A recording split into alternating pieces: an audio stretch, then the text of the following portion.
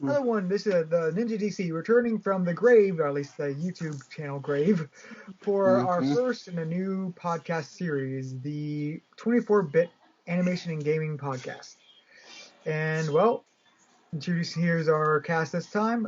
Let's go by random Skype order. The second opinion. Hi there, this is the second opinion, and from a critic first, and a fan second, I'm back, baby! We all are back! Prepare for lots of laughing and joking about slightly risque things and animation. A lot of animation. Alright, next up, Carlos.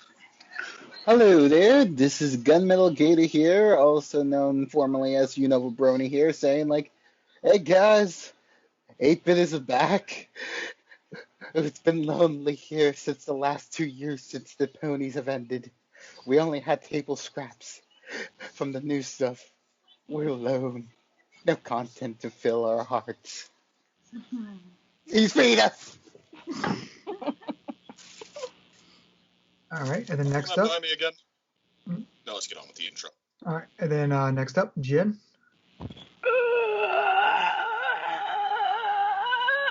Oh, hello, everybody. I am first, and I am always Jenn. Well, as you say, we've just risen from the grave here, and why am I craving brains? Oh wait, that's why I'm a zombie. But anyway, no, first and always Jenn. And yes, it's so great. I thought it was because the world's due for some of them on the things we're going to talk about. Oh, that's right. Oh, hang on a minute. I still got my cocky shtick. What are you going to do? Pretty much here. Oh, goody, a brain sandwich.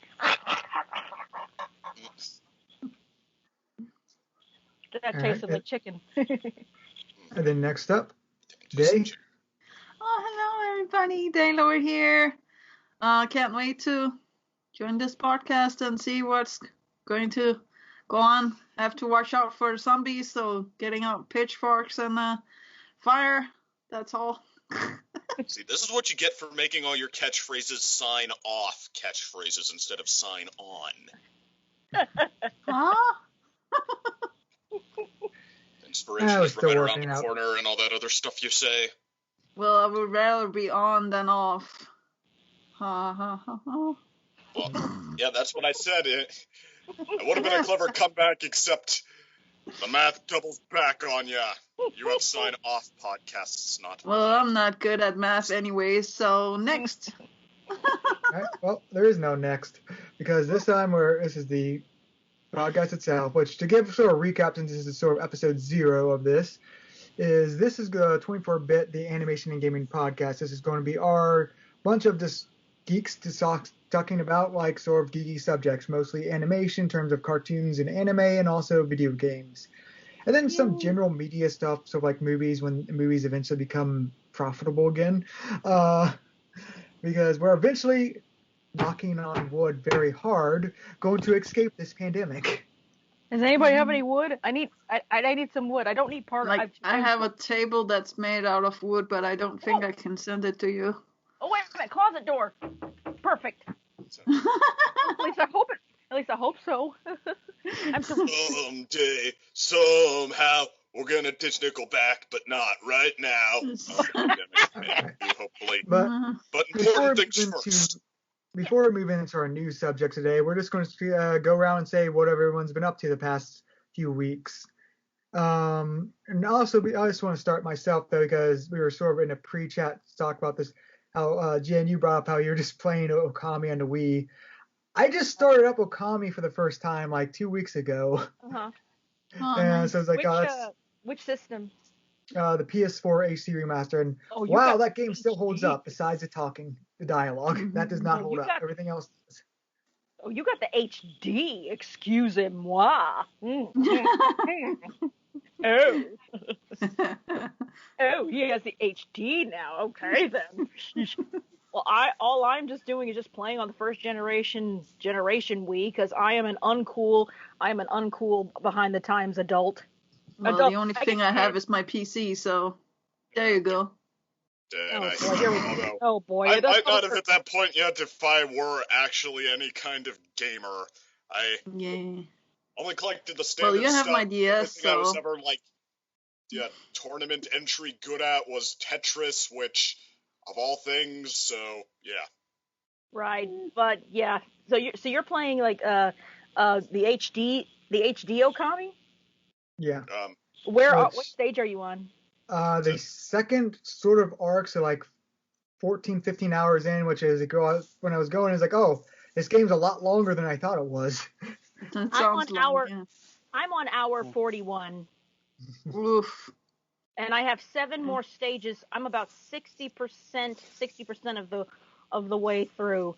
Yeah, I'm about 60% of the way through. I've got 7. Apparently, I've got 7 stages yet left. I will say this about Okami: the art style is amazing. Yeah, like I said, that's sort of like what helps it holds up even through all these years. Like HD makes it a little bit more polished, but it's still the same PS2 art, but the direction is so distinct, it still holds up. Totally. Yeah. The only Absolutely. thing that I feel doesn't is the dialogue thing, which is it's like the blah blah blah blah blah blah blah blah. It's like that. Everyone I've heard beforehand, like everyone's like, oh yeah, you just have to mute the volume. It's like, oh sure, well you do. It really improves your gameplay experience if you mute that volume for the dialogue box. Yeah, pretty much, pretty much. And I know why they did it, because they're like, well, you don't want to hire voice actors for these, so whatever. I mean, it doesn't. Like I said, the game. I agree with you. The gameplay doesn't suffer for lack of voices. Not even they sound like The Sims, and you put a muffled pillow over like whoever's like doing the noise. Always do the what is that? Peanuts. Peanuts. It would be so funny. Like, if anyone ever remembers Charlie Brown, you remember where the teacher in the classroom? Wah, wah, wah, wah, wah, yeah, that was the one I was thinking of. Oh yeah, definitely. I tell you one thing, Okami would be hilarious if there was a wah wah wah wah every time there was a character talking, and I'd be like, I can't. Only problem is you probably couldn't take this game seriously anymore because everybody has that noise. Yeah, I just started to randomly play it because like I seen like one of the artists I'm following like did some Okami. I was like, you know what? That's a final straw. I'm just going to go in and play that because it's a perfect game, and got for like $20 on PlayStation Network, and was like, oh, this is a lot bigger of a game than I thought, but in a good way, sort of thing. It takes me so long because sometimes I can only devote so much time to a game, and then I have to like take a few. Like, I never play during the Monday through Friday week. I save games for. I'm at that point in life where I save like games for the weekends. That way I have more time to hopefully devote to it. But there have been a lot of like, life is getting in the way a lot. That's what happens when you're my age. But yeah, a reason why I can never be one of those gamers that can finish a game in 12 hours. Like I said, I'm in hour 41. Yeah, I gotta have time. I gotta have time to devote to it, and I gotta be in the mood for it. Right now, I'm taking a little break from Okami because, okay, fair warning, I'm gonna give you a little bit of preview. The digging stages suck. I cannot stand the digging stages. I've already done some of those digging stages. Like, yeah, it's annoying, except for except when I actually researched to what you're supposed to do more, and like, okay, that helps, but. Right. That's the one. The downside also of Okami is like it doesn't explain some of the concepts well sometimes. So it's just sort of like, here's the thing, do it. It's like, do what? So, but right. I'm thinking about the perfect song for those levels. What's that?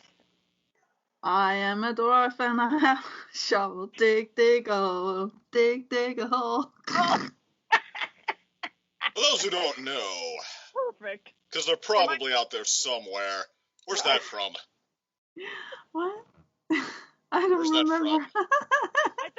I think about that scene in Gotham where Jeremiah is like digging a tunnel to Wayne Manor. He's like, now what do we do if we get tired? Dig a little deeper. Yeah. What do we do if we feel like giving up? Dig a little deeper. Like, what does Jenn do when she feels like giving up? Throw her controller at the screen. But yeah, besides Okami, which has been a delight and actually, especially doing some stuff, I've also been going through like continuing my catching up with anime binge, which I've just finished It's the Monster Girl Yogscast. Doctor. So Nice. yeah, Monster Girl Doctor, which is one of the other ones like I've seen, but like I'm finding Crunchyroll, you can actually watch all the dubs for free. You just have to watch through ads, which are oddly just usually other Crunchyroll shows, or sometimes the very show you're watching. So Cool. Should check anyway, that out. Let's hope That's there's me. no spoilers. But yeah, that's me. So what's everyone else been doing? Entertaining themselves in the past few Start weeks or with. so. Well, for me, I kind of been trying to like spend my free periods of time to like to doing stuff like playing D&D with like my group of friends, like What a bunch of like on losers. Oh no. What about you just finished a campaign with your friends and you're going That's the to one go he's into talking a new about. campaign with us. Don't make me explain the joke. Also, Explain just it give to Explain the also Another just joke. one. give them some context for any surviving listeners of my channel. My dear gosh, I'm sorry, but yeah, part of the reason we actually have been together and talking for the past few months during the pandemic is we actually did a D&D campaign. So yeah, we just didn't really post that, or actually I think it's going to be posted on DB's channel or whatever heck he's doing with it. Maybe at some point when I finish the art for it. Ask him. I'm still not sure myself. DB, for those of you who don't know, so everyone, is my best friend of about 16 years now who doesn't have much of any online presence outside of occasionally appearing on my channel. So, but he was recording every single session of his first ever time as Dungeon Master that we all think he slayed. So, good on him there. No idea what he's going to do with it, so stay tuned on that, I guess. And I'm making art for it still. That's it. Yeah, that was definitely something. Like, I applaud our friend DB, who's not here unfortunately, but he's still like we would consider like an honorary member for this group for doing this for us. Yeah, you might be meeting him soon enough, because I think he was invited to this, he just couldn't make it. Yeah. Family stuff, but gardening. So I wasn't a part of. I didn't do the D&T thing, but because my Sundays were always like doing other things around the house and such. However, Friday nights I've been doing the cyberpunk with my group. the good board game, not the broken game. Not the board game, not the next gen game. It's actually quite fun, and it's actually not that bad. It's actually quite fun. There's some really funny premises that are coming out of it. I have this really funny idea that I want to try and attempt to create art for, but I'm still like kind of working out the ideas for it just as a joke. So That's nice. Boy. Yeah. I will say, keeping myself busy. It's been a higher portion than I would have expected for myself of watching stuff not animated. Cobra Kai, which love the hell out of for the record, but that. WandaVision, of course.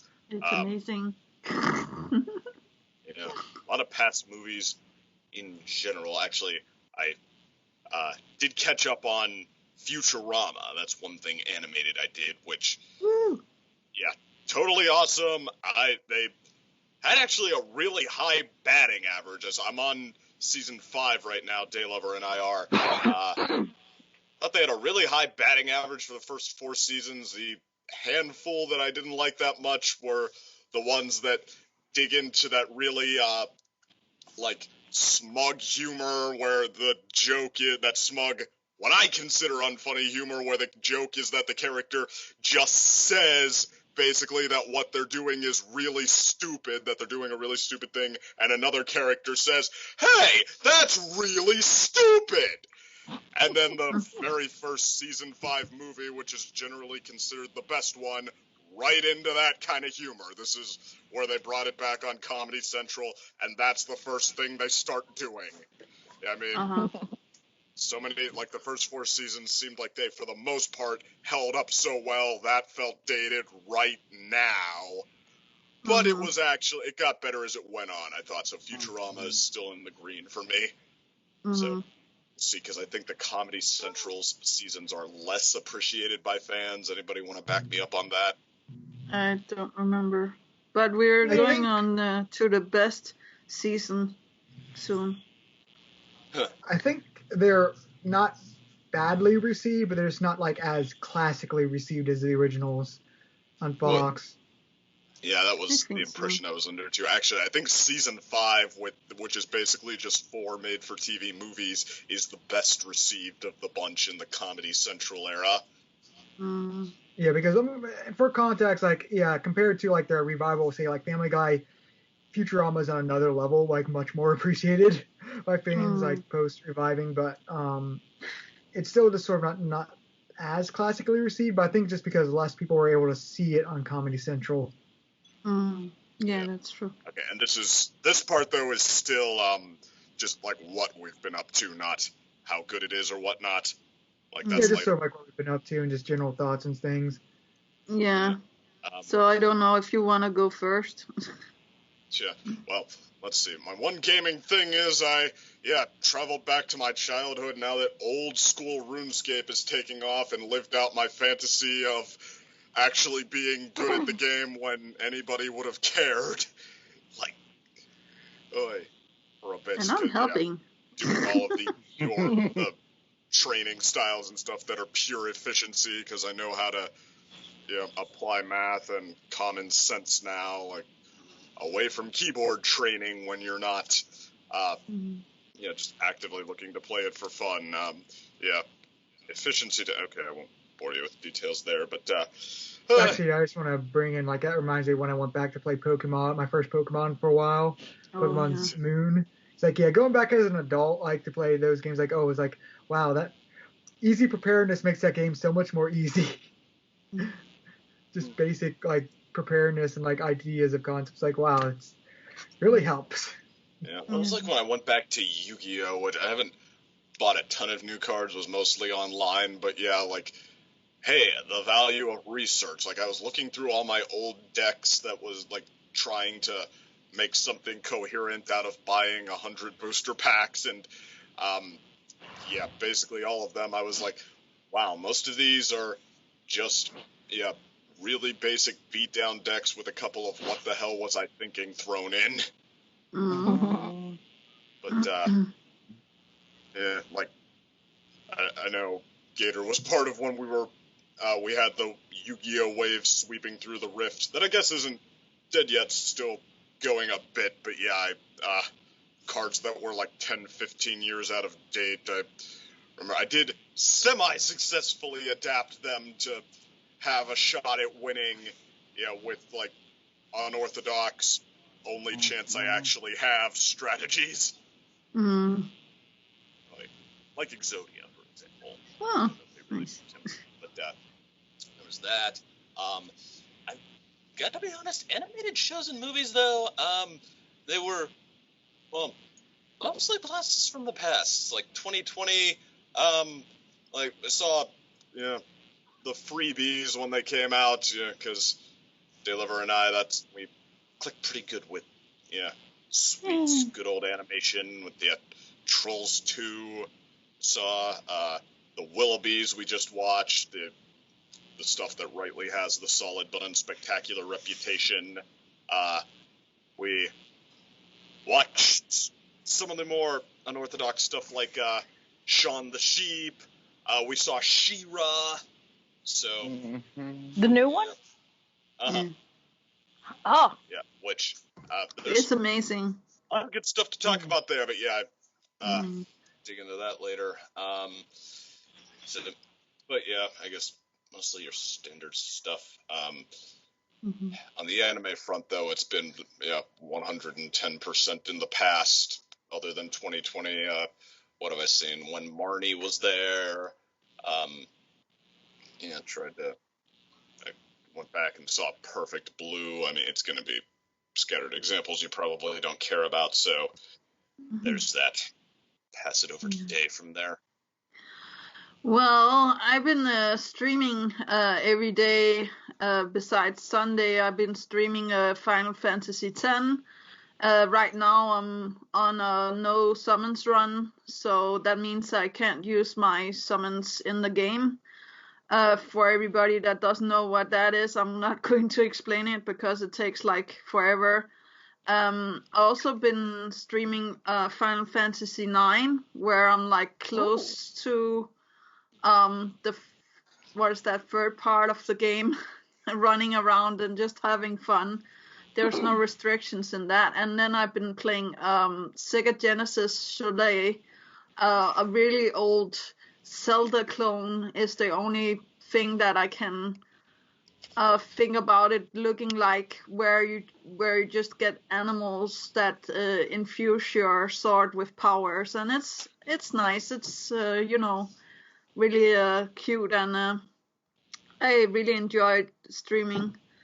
I've been streaming so much, and in the side views, I'm also making artwork, and I'm making animation, and I'm making a campaign for us. So yeah, I think like I have a lot of stuff, and I've been watching stuff with Second, as he just mentioned. Some of my favorites was actually the Farmageddon. I thought that was funny, and then there was also that family. What is that called again? Second. Willoughbys. Yeah, the Willoughbys. That was nice. So, but I guess we're getting into that. Besides that, I'm, just taking every day, hoping that I get a email soon. So, but elsewise, yeah, I'm fine. But into stuff, just not all of it is geekdom stuff. Yeah, like I have also been playing, as I said, like streaming every day and playing a lot of games. And in my pastime, I play Stardew Valley and all sorts of stuff. Yeah, there's one weird second-day relationship quirk. We watch boxing matches together. Yeah, that's nice. Yeah, I know more really about boxing than most of you probably know about anything, but you don't come here for that, so the animation I've been fitting in between that. Yeah. All right. Hey, Dave, I just want to say, because we're just talking about like PS4 game recommendations and all that beforehand, because you just play a PC. Yes. Have you played the Horizon Zero Dawn PC version? No.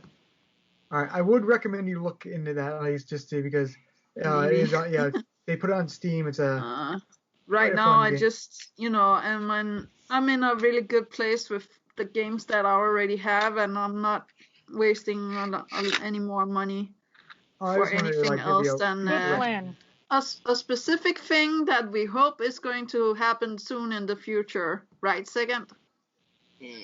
Yeah, there's that. Actually, here's one thing. I mean, stuff I've gone back and got caught up on. It's probably just going to occur to me at random, but I think the best one I'm going to possibly come up with before we move on. Any of you, when the internet was first becoming a thing and our favorite things to pass around were, what the heck was that? Anybody remember the story of Ricky? No. Ricky-O. No. It was like the movie version they made, like an anime or a manga. I think it was a manga well before it was a manga and a movie before it was an anime, but it was just everybody would pass the movie clips around because of the gore in them was so like Mortal ridiculous you Kombat. couldn't even take it seriously. Like punching clear through human bodies left and right. Nobody remembers that. Yeah, that sounds like Mortal Kombat to me. Yeah. I remember like passing clothes out for that. For extra blood and stuff like that. One guy against the world, I guess, for all intents and purposes. Like, he has this Star of David on his hand that I think that more going back through has something to do with how he had just gained so much power, or I don't know, he's an anime character, what do you want? He has just so much strength that everything, like how he fights, everything is based on strength. And the movie adapted this arc where he's sent to prison for some reason. He's sent to some kind of prison that's basically like some kind of racketeer operation in disguise, and he has to fend off assassination attempts and uncover the plot by the bad guys and their enforcers and all that. And henchmen like Finesse Pretty Boy, whose weapon is a spike on strings that he uses to send clear through your hand, which of course nobody, or at least nobody who counts, is ever really hurt by that, but it is always the first step in how he beats you. So Well, when you started on it, I was just out of stomachs and it gets insane. But okay, first thing that is of note that is hilarious and awesome about that is that I saw the anime version after the movie, the big finale after he beats all the henchmen. I just assumed that the movie wanted a proper climax and got really, really stupid and changed what the anime kept faithful, which was, okay, he beats the henchmen and then he closes in on the warden, and the warden, this round, portly, balding guy, what's he gonna do? He tries to bribe Ricky. He tries to tell him he's about to be the warden is about to be part of this covert operation that will basically be in charge of everything in Japan, if not the world. Doesn't Ricky want to be a part of that? Ricky says, "No lone wolf wants to wear a collar," and kills him in one move. Yeah, I assumed that was the original version, but it turned out that the anime was just being modest. The movie was the faithful version. And the faithful version, spoiler, is that the warden says, "I wouldn't be in charge if I wasn't the best fighter," and then he literally hulks out. His limbs extend, he bulges muscles everywhere, and he turns into the bald Japanese version of the Hulk. nice. Wow. Throwing Ricky around, and Ricky actually punches into his stomach, like through his stomach, and it doesn't do anything. And the finishing maneuver has to involve a literal meat grinder. Yeah.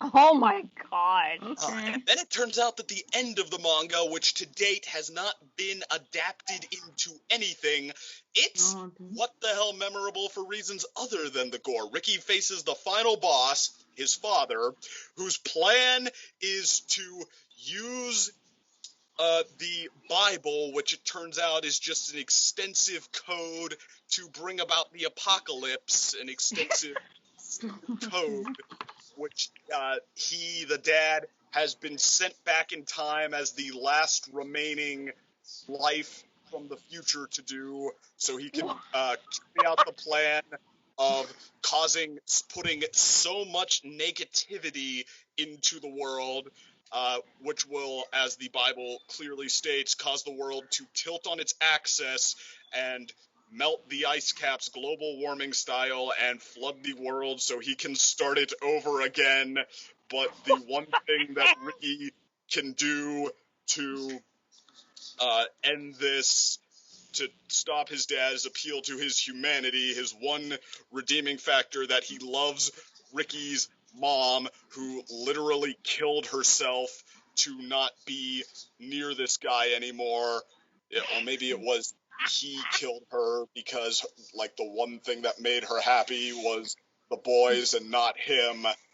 Whatever it was, but even though, I think that was what it was, but even though the dad is responsible for her death deliberately, his one redeeming factor is that he loves her, which causes Ricky to instantly forgive him upon hearing this. If you're still with me, you are you have very high wherewithal.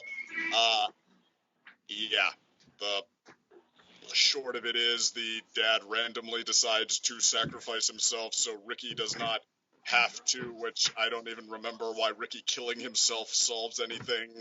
I'm not sure the manga actually totally thought it out. You want some WTF, Ricky-O? No, I think I'm fine. Sounds like the total WTF. Yeah, I was thinking about One Punch Man all the way that he was...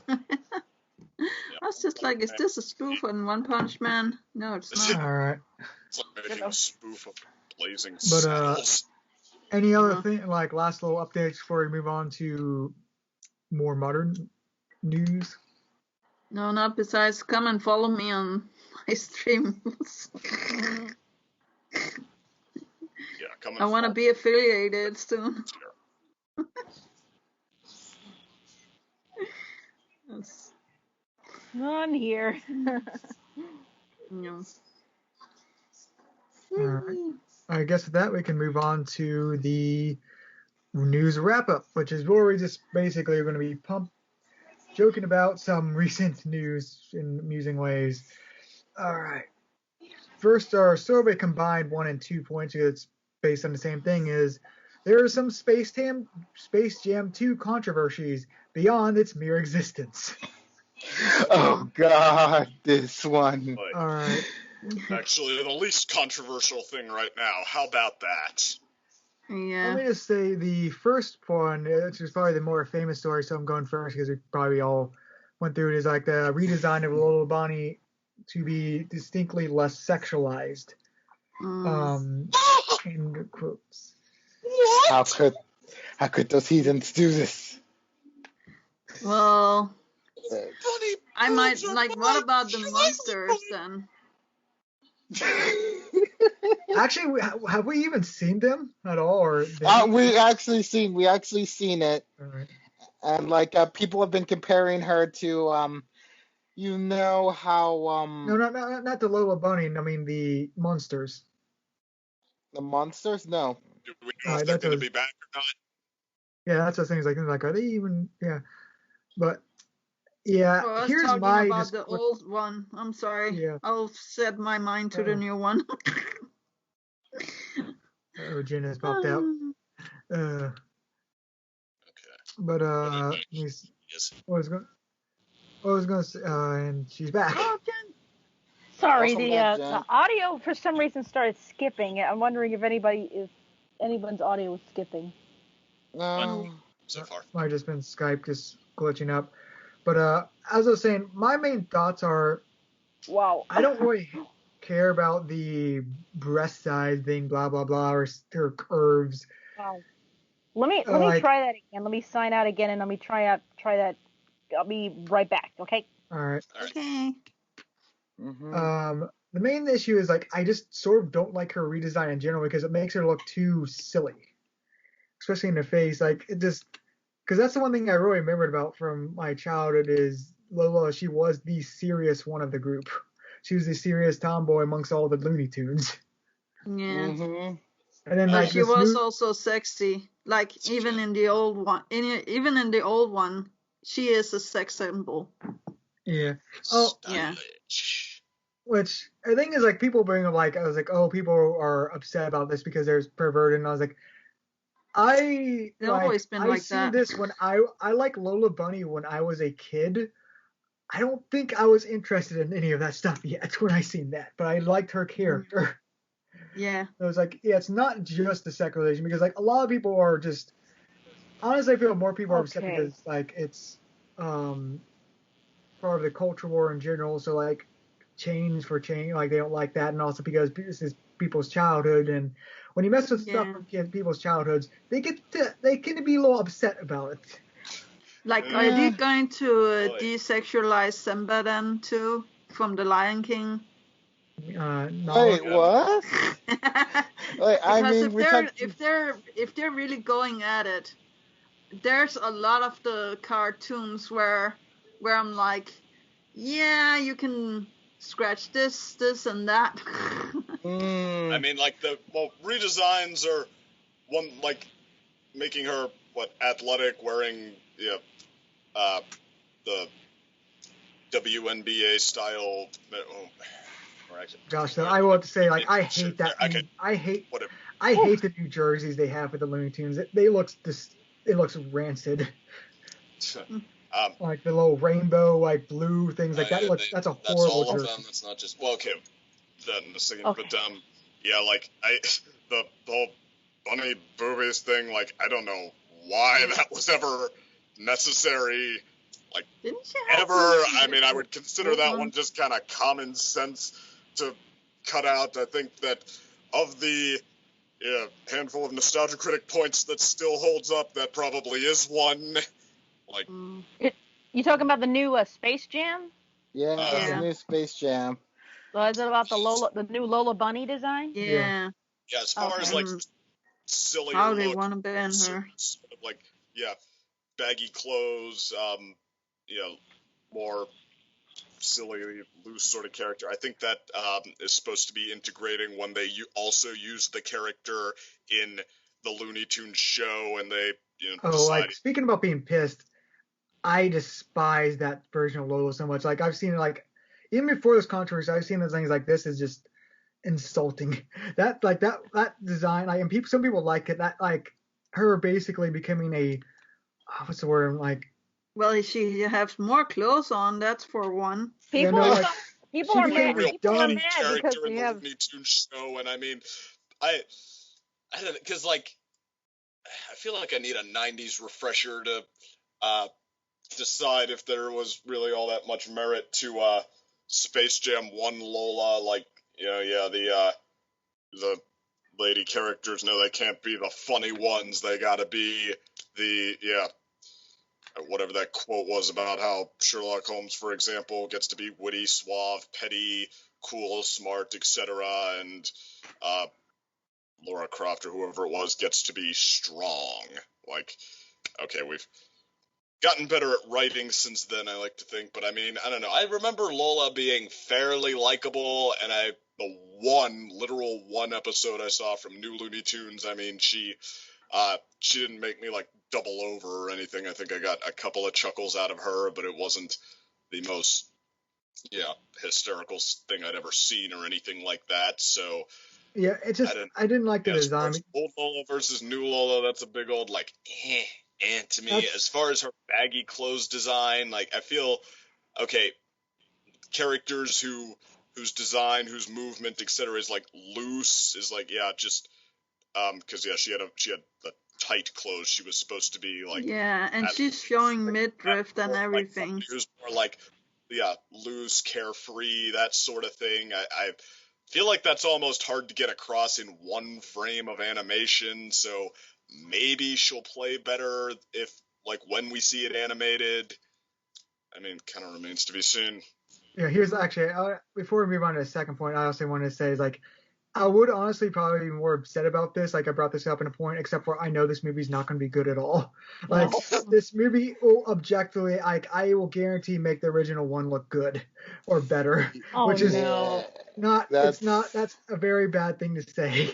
Looking back, because who are the people behind the camera? Because I feel like, what we're talking about is kind of like the surface dressing, the 10% coating, and the legs of it are going to be the people behind it. And I'm waiting for you to tell me that it's some hacky people. Why the director of the Smurfs and Alvin and the Chipmunks? Why the writer of, I don't know, help me out here. Movie where some Hulk Hogan type has to take care of a bunch of kids who are just rambunctious. But maybe maybe the movie will come out and it will be good though. We have seen that before, where it's been bad and then it came back. I'm just still mad. I'm just mad that Space Jam exists. Okay, I'm just mad. I'm just mad that Space Jam exists. The first one or the sequel? Both. The whole thing. I am pissed off at the whole thing. I was like, why? I'm like, what?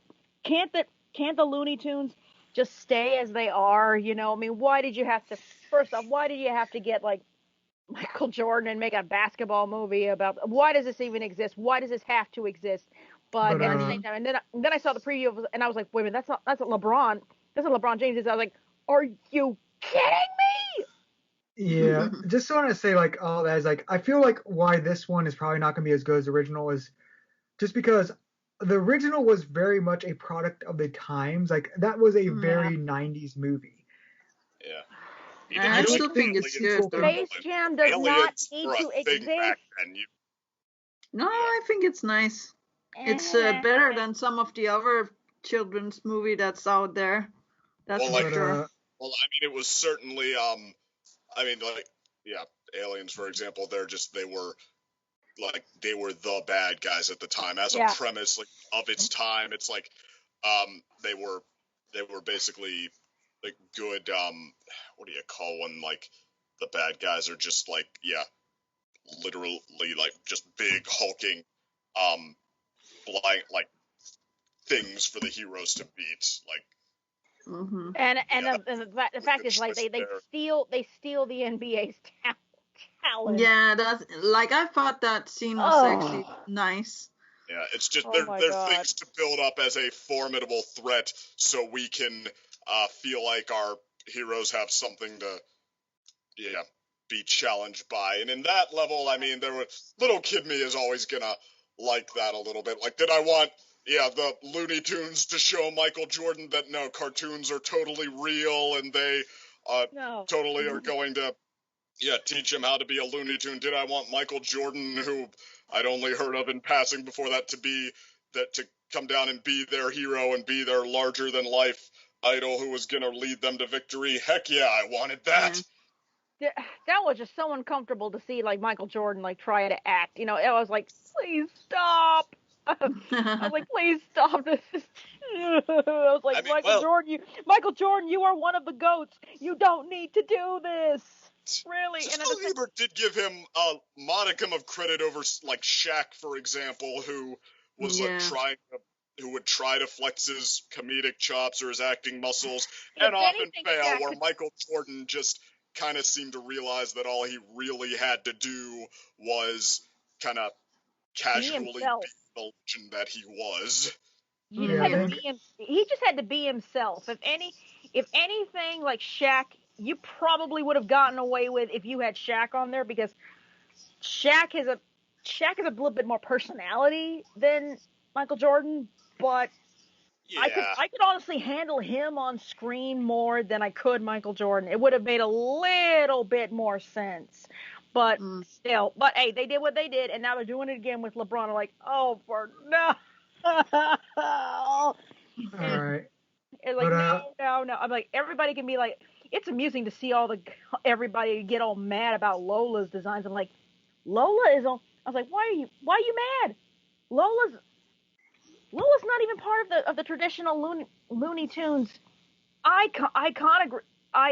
can't even say the word character roster. She's only there to give Bugs. She's only there to tickle Bugs' fancy, and be like, don't ever call me doll. That's it. Like, why? Was also very product of its time. Yeah. But and the fact that she was voiced by Pamela Anderson Lee. Yep. But I do want to mention before we move on, like, okay, I was kind of looking through the production team staff, and like, it was for the most part exactly what you would have expected. People, or a degree to the left of what you'd expect. People with like distinctly mixed resumes that have made legitimate A grade or B plus grade laugh riots, and have also made flops. So yeah. Just enough to give us the hope that's not actually going to come to fruition, because of course it's not.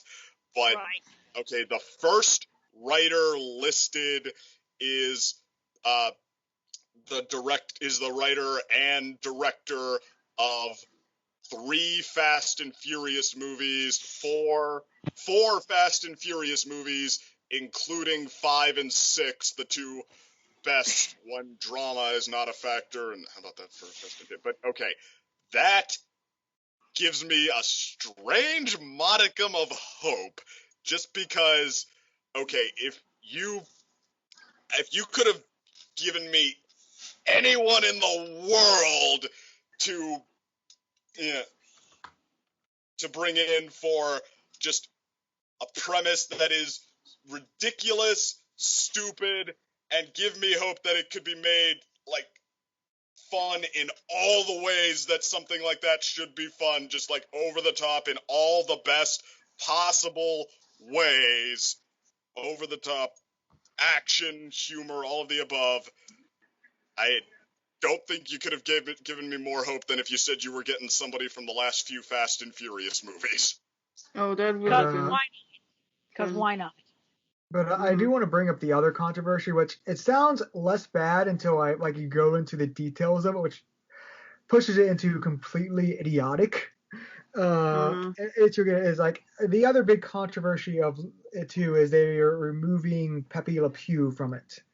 I'm mad. Oh, wow. I'm very mad. I'm mad. I'm upset. I am very mad. I'm not. We happy. could have easily translated his character to be going for a different gimmick instead of just outright removing him. Here is the thing: is because we all know it's why, because it's the whole Me Too movement. We can't blah blah blah. We get the concept why he was removed. I'm not saying it's justified, but we do get. Here's where it gets beyond stupid. Here's where it gets objectively stupid. Oh, you mean what his one scene was going to be? Yeah, his one scene where it's basically LeBron James has to go to him because he's a contact. Have him walk in. He's hitting on a girl at a bar, and then he kisses her hand or something like that. And then she beats the shit out of him, and then leaves. Then LeBron James comes up and says, "You can't be doing that. It's wrong." And then lectures him and all that. That was a scene that was removed. The scene where he gets his comeuppance for any Me Too action, and also gets lectured about it. And then also the one girl, that's the only scene that one girl was in. And she is upset that she was cut from the film. I would be too. Yeah, so all you cancel culture whiners saying, we wanted that scene in the movie. No, you don't. You would have been even more sore about that. Oh, they're putting Me Too onto Pepe Le Pew. That is so stupid. That's the thing about Pepe Le Pew. He never meant any harm. He wasn't trying to,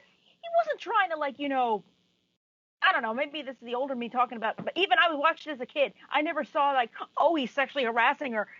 No, Pepe Le Pew never did that. And someone made a good point. He was chasing not just girls, not just every single cat out there. He chased one girl he chased every cartoon. It was the same cat. It was the same black cat.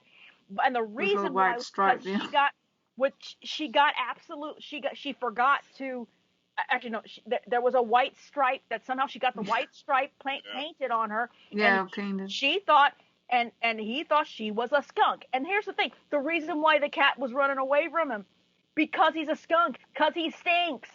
That was the reason. And yes, Pepe Le Pew's persistence was the comedy of it. The persistence was the comedy of it. But I see it as no, I don't think he meant any harm. I don't think he meant there was no evil intent. Honestly, there was no evil intent really. But I guess some people read into it they read a little too much. They read a little too much into it. That's really stupid. You go ahead. I'm just really feeling bad. There's also one show. Sorry. I was going to say it just feel really bad for this guy. Even though the removed scene would have been something that people would have been harsh about it, and it's I do see where you're coming from here. I never had issues with Pepe Le Pew or anything like that. Yeah. I grew up with that. I grew up watching the old Looney Tunes, and including the Pepe Le Pew cartoons. Never once did I think about that. I mean, Me Too wasn't around when I was little, but still, I never saw any malintent in that. And there's also one cartoon in which I remember there was one part where there was actually one cartoon that people need to see of this with Pepe Le Pew. When Pepe Le Pew finally, and the thing is, Pepe Le Pew doesn't know, he knows he's a skunk, but I don't think he ever figured out he smells. He never figured out that he smells, but at one point there's one cartoon animated feature where he actually does figure out that he actually smells, and that he actually smells. So at the end of it, he decides to, I think, put perfume on or whatever. And there's another one where he decides to paint over his stripe. Yeah. And he's and he looks to the camera and he says, "If you cannot beat them, join them." Oh. So if you cannot beat them, join them. I remember that. Like, it's clear as day in my head. I remember that. I'm like, that's the thing. Pepe Le Pew never. First of all, Pepe Le Pew was never a player. He was never a player. He kept chasing the same cat for 70-something years, and at one point he decides to like kind of change who he is to kind of go after the cat, right?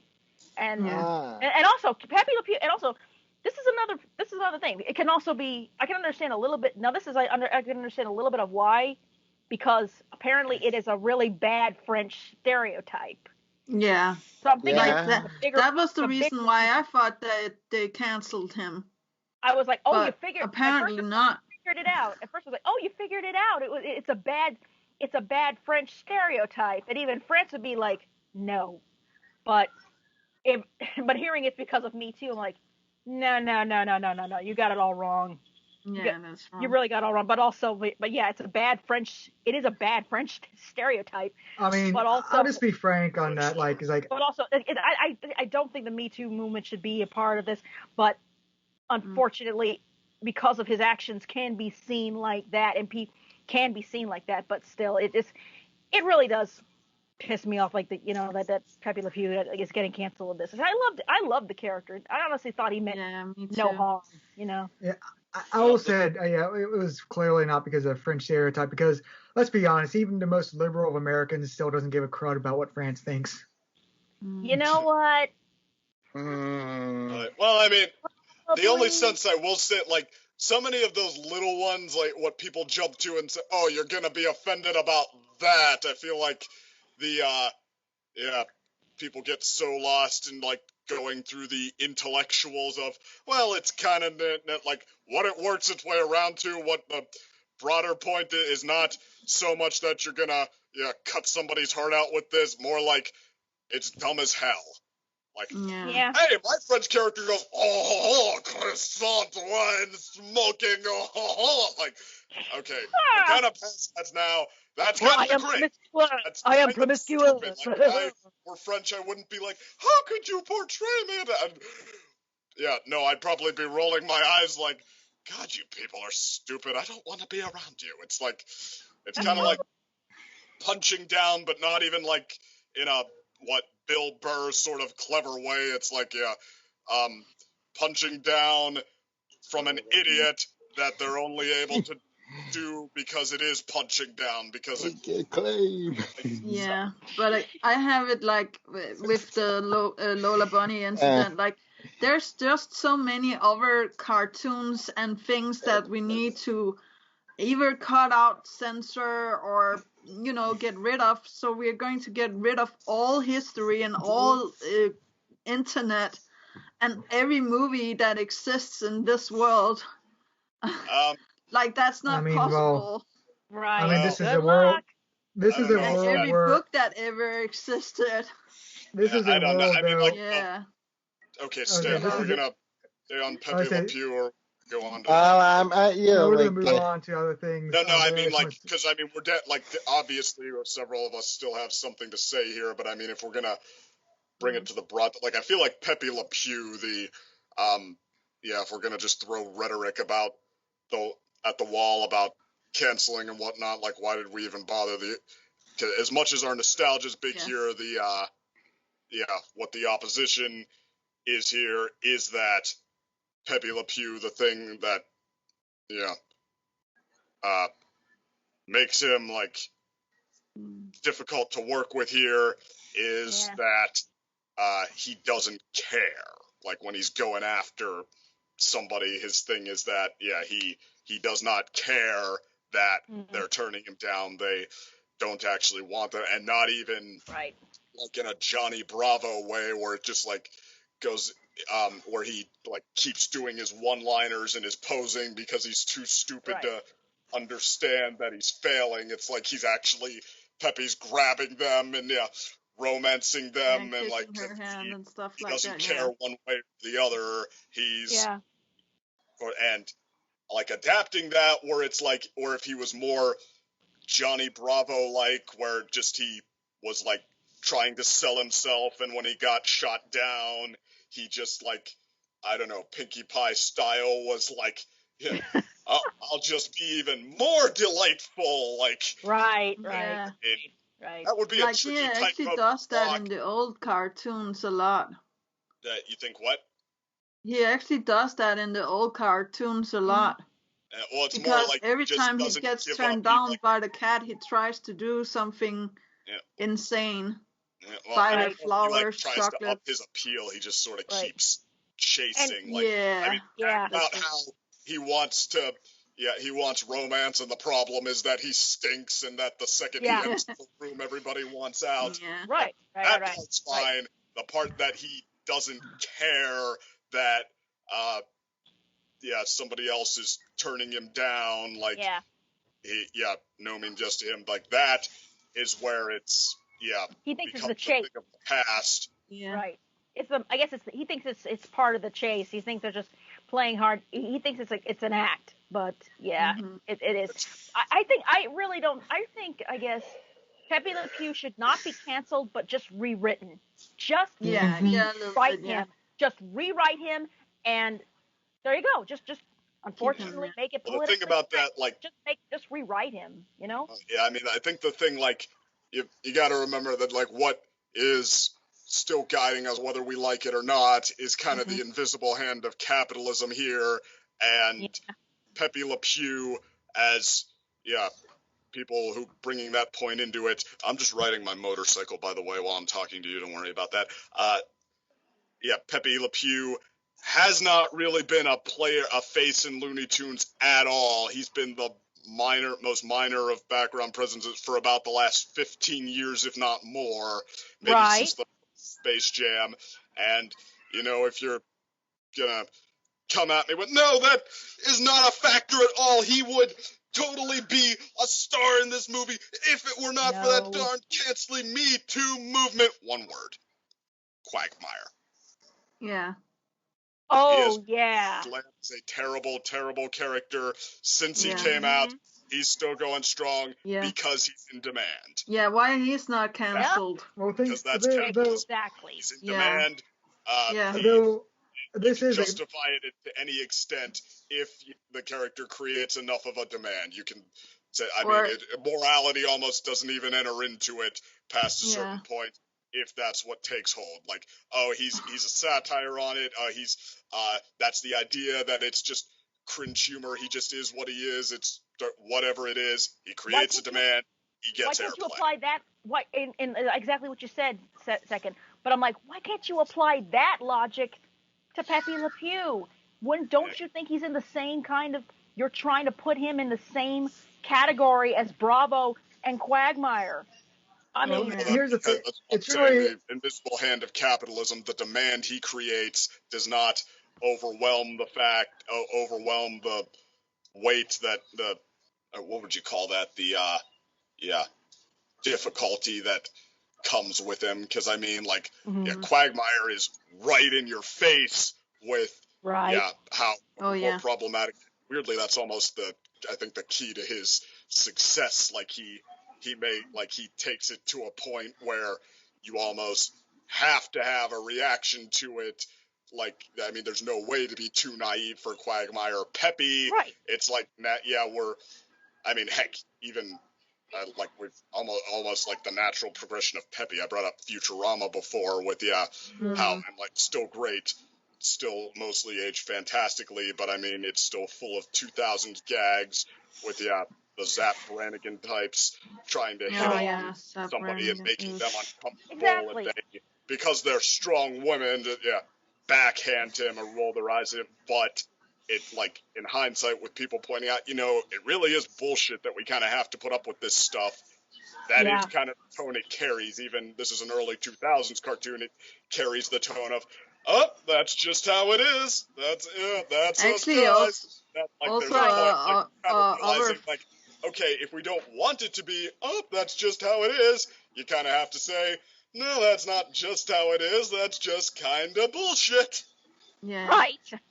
I was also thinking about our Family Guy character that he's called John Herbert, and he's like this old guy that always tries to get with the young boy Chris in the show. And I'm Yes. just like, if you want somebody cancelled, can't we just Yes. start there, please? Yes, absolutely. Yeah. Instead of But just, this- I mean, like, yes, you it, need to. it Because really it's is, creepy. At Lord, least capitalism is the deciding Quagmire is factor. funny. It's demand versus backlash. Like, Yeah, Well, but I at want to least, disagree at with. least in Quagmire's front of the funny, board but of executives, and they said, it's Mr. creepy. LePew, we're afraid that you are getting some of your stink on us, and your profits have no longer justified continuing you. We're afraid we're going to have to let you go. Yeah, well, the thing is, like, I feel bad I for don't. that girl. I want to stay on this subject mostly because we need to move on.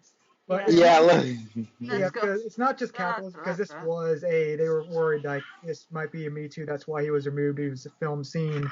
This is a specific example. Yeah, Family Guy proves those characters can still exist, but Yes. like it's and really American about like Dad how too.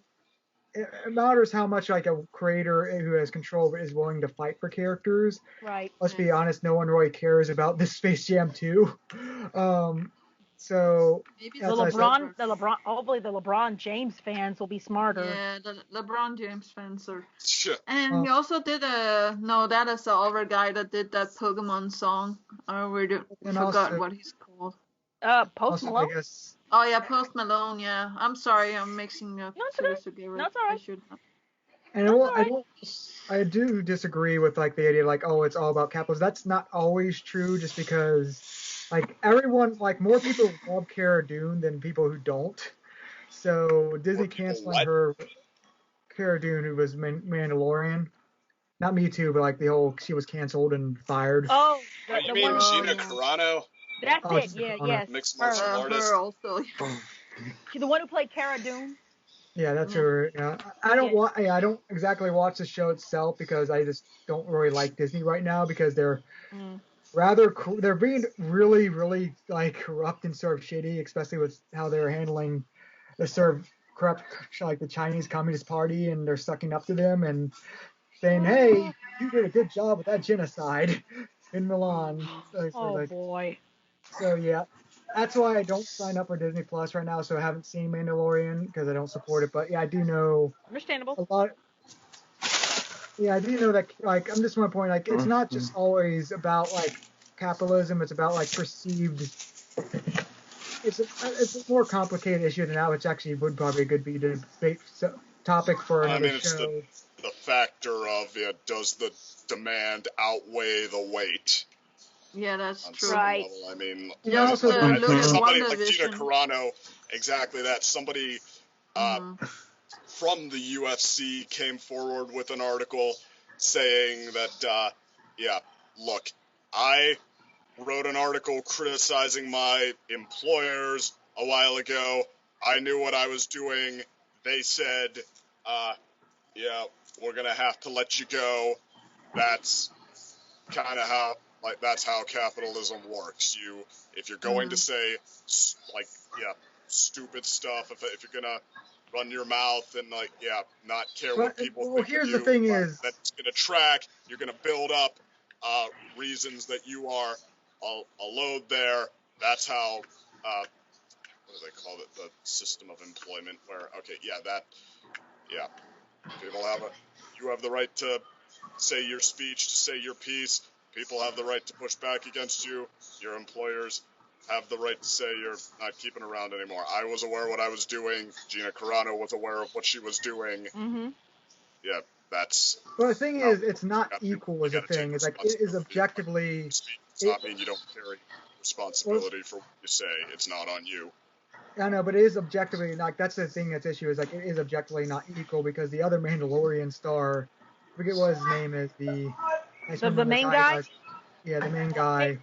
Pedro Pascal. Pedro Pascal.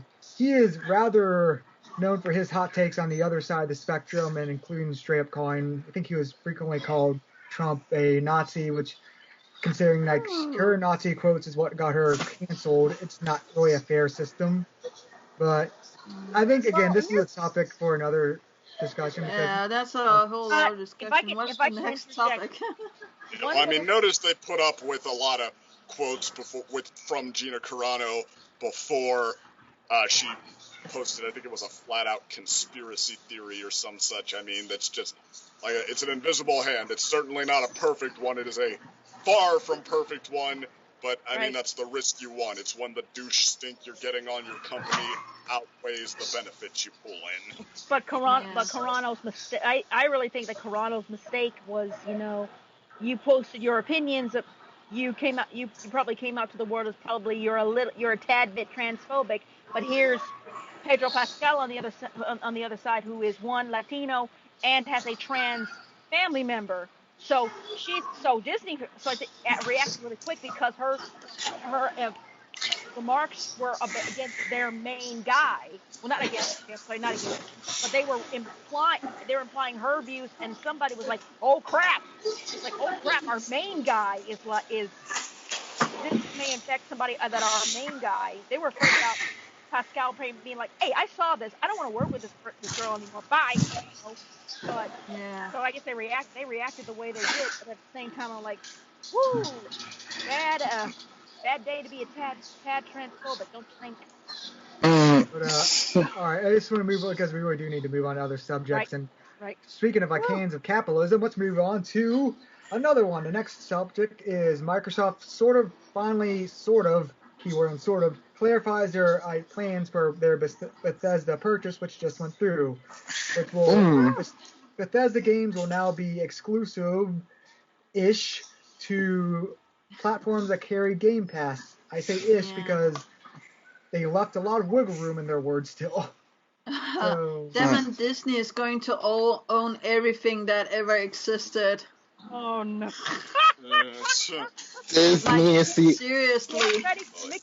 Get ready for Mickey Mouse to appear in the next Final Fantasy. Oh my. Oh, I could just see it. No, I mean, it's just an easy crossover. If they dress him up like Cloud or Sephiroth, I will leave the room. No. He's already in Smash Bros. No. Here's the thing. Here's the thing. Like for like a king, we just simply have him be actually King Mickey, just for the crossover to make sense. Go the Kingdom Hearts route. Go the Kingdom Hearts route. Why not? Actually, anybody ever see that really old YouTube channel, I'm a Marvel and I'm a DC, which was basically a guy doing well choreographed puppet shows with his action figures, like making fun of the direction that DC and Marvel were on? No, I didn't see that one. Never saw it.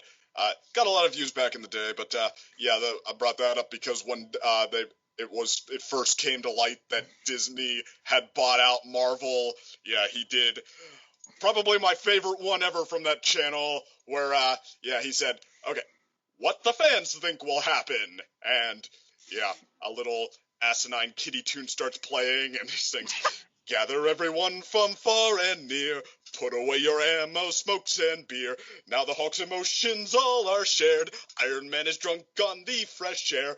Batman wears a Puritan ring. Spider-Man will dance and Wolverine sings.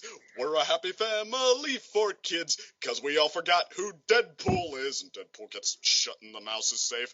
"Say goodbye to heroes who are tough. We can never play it safe enough." And then what the studio says will happen, and now all of the action figures are looking up at the sunrise. On the day that they first signed that contract, and Marvel became Disney's to own. Marvel gave to Disney male demos they need. Marvel got lots of money to blow. There is no downside to getting our hopes up. And Deadpool is facing Spider-Man up on Pride Rock with mouse ears. Oh, that's perfect. And then it was like, so who's right? And what do you know? It was the studio people. Oh, no. So, I mean, that's where I'm like, I can't rule out anything quality-wise when Disney takes over anymore after that. No. I would disagree with that because of Star Wars. Yeah, that's Marvel. true. There is Actually some good things that Disney have come out with. True. True. Yeah. So, songs and stuff like that. Yeah, I think yeah. it's good too. True. So, Back you to can't rule out anything. You can't rule out anything good or bad. Although Star Wars, I think I have the controversial now, considering tomato meter scores and stuff might not be. I have the relatively benevolent reaction of 2 out of 3 ain't bad, quote Meatloaf. Oh, I Yeah, love that that's song. Nice. But I will say, like, going back to the subject at hand with this Bethesda, and like, what are your thoughts on the subject of basically Microsoft buying them, and also the sort of concerning growth of Game Pass? Because as some experts have said, which I agree with, is like it's not profitable right now. So what are they going to do to make it profitable? It was like, not in a like, oh, it's a whimsical way. It's like, no, Microsoft, when they invest in something, they expect their money back. Like people are saying, like, oh, when they invested 7.5 billion, they expect they can just lose that. Like, no, they won't. Like investors within the company will not accept losing 7.5 billion dollars. They want that money back with interest. So what is Microsoft's plan to get that much money back? And usually that means from consumers. Extort all the money from everyone they can. so yeah, that's Extortion. Okay, I was planning on sitting out this one, like, because I am not, like I said, not the biggest gamer, but alright, so run me through the details again, how Microsoft's going to get the money back on, what did they just buy? It's been in the works for like a few months because these big things. Bethesda is probably the 5th big independent third-party publisher. They make Skyrim, Fallout, and then they own a whole bunch of different studios like the Wolfenstein team and the Doom team. okay. They were sort of like they were sort of like the 5th big of the major third-party developers like Square Enix, EA, Activision, Ubisoft. They're sort of like the one right below them, and Microsoft just bought them for $7.5 billion, which is like 3 Star Warses. Were they competitors? No, they're on all platforms. Now they're going to make them seemingly exclusive. That's why air quotes, because there's contracts with which there are some PlayStation actually temporary timed exclusives from previous deals, and also just sort of not clear what. But again, I just wanted to bring up the subject. Can you guys hear me? It could be that Microsoft. Now. Yeah, I mean, it could be that benevolence will be what they see as most beneficial, but that aside, I will say, expect ruthlessness, expect hard line, what doing with all of these games, these platforms, whatever ups our profit the most. I mean, I feel like we're, the communication between fans and companies is more open and more heard than it was in the old days, but even so, I would just, the only thing I can say is expect ruthlessness. They bought this because they were making a power play. Yeah, that's honestly why I sort of brought this up, because it is concerning, because Game Pass is a good steal right now, where it's basically every Microsoft IP you get free and all that blah, blah, blah. It is a good deal, and there's a lot of good third-party independent games on there too, which is a steal because you're essentially getting all this sort of price of 2 games a year. However, Microsoft's goal is to make profit in a lot of it, which is what concerns me, because this seems to be sort of like a old school, potentially Microsoft play, where essentially use their mass capital to basically drive out the competition and then get a monopoly, and then use that to everyone does with a monopoly is manipulate, take advantage of having it to shirk up prices, lower quality. Isn't there a rule that you can't be monopole, the only one that has everything? Well, I mean, good old Teddy Roosevelt's passed anti-monopoly laws.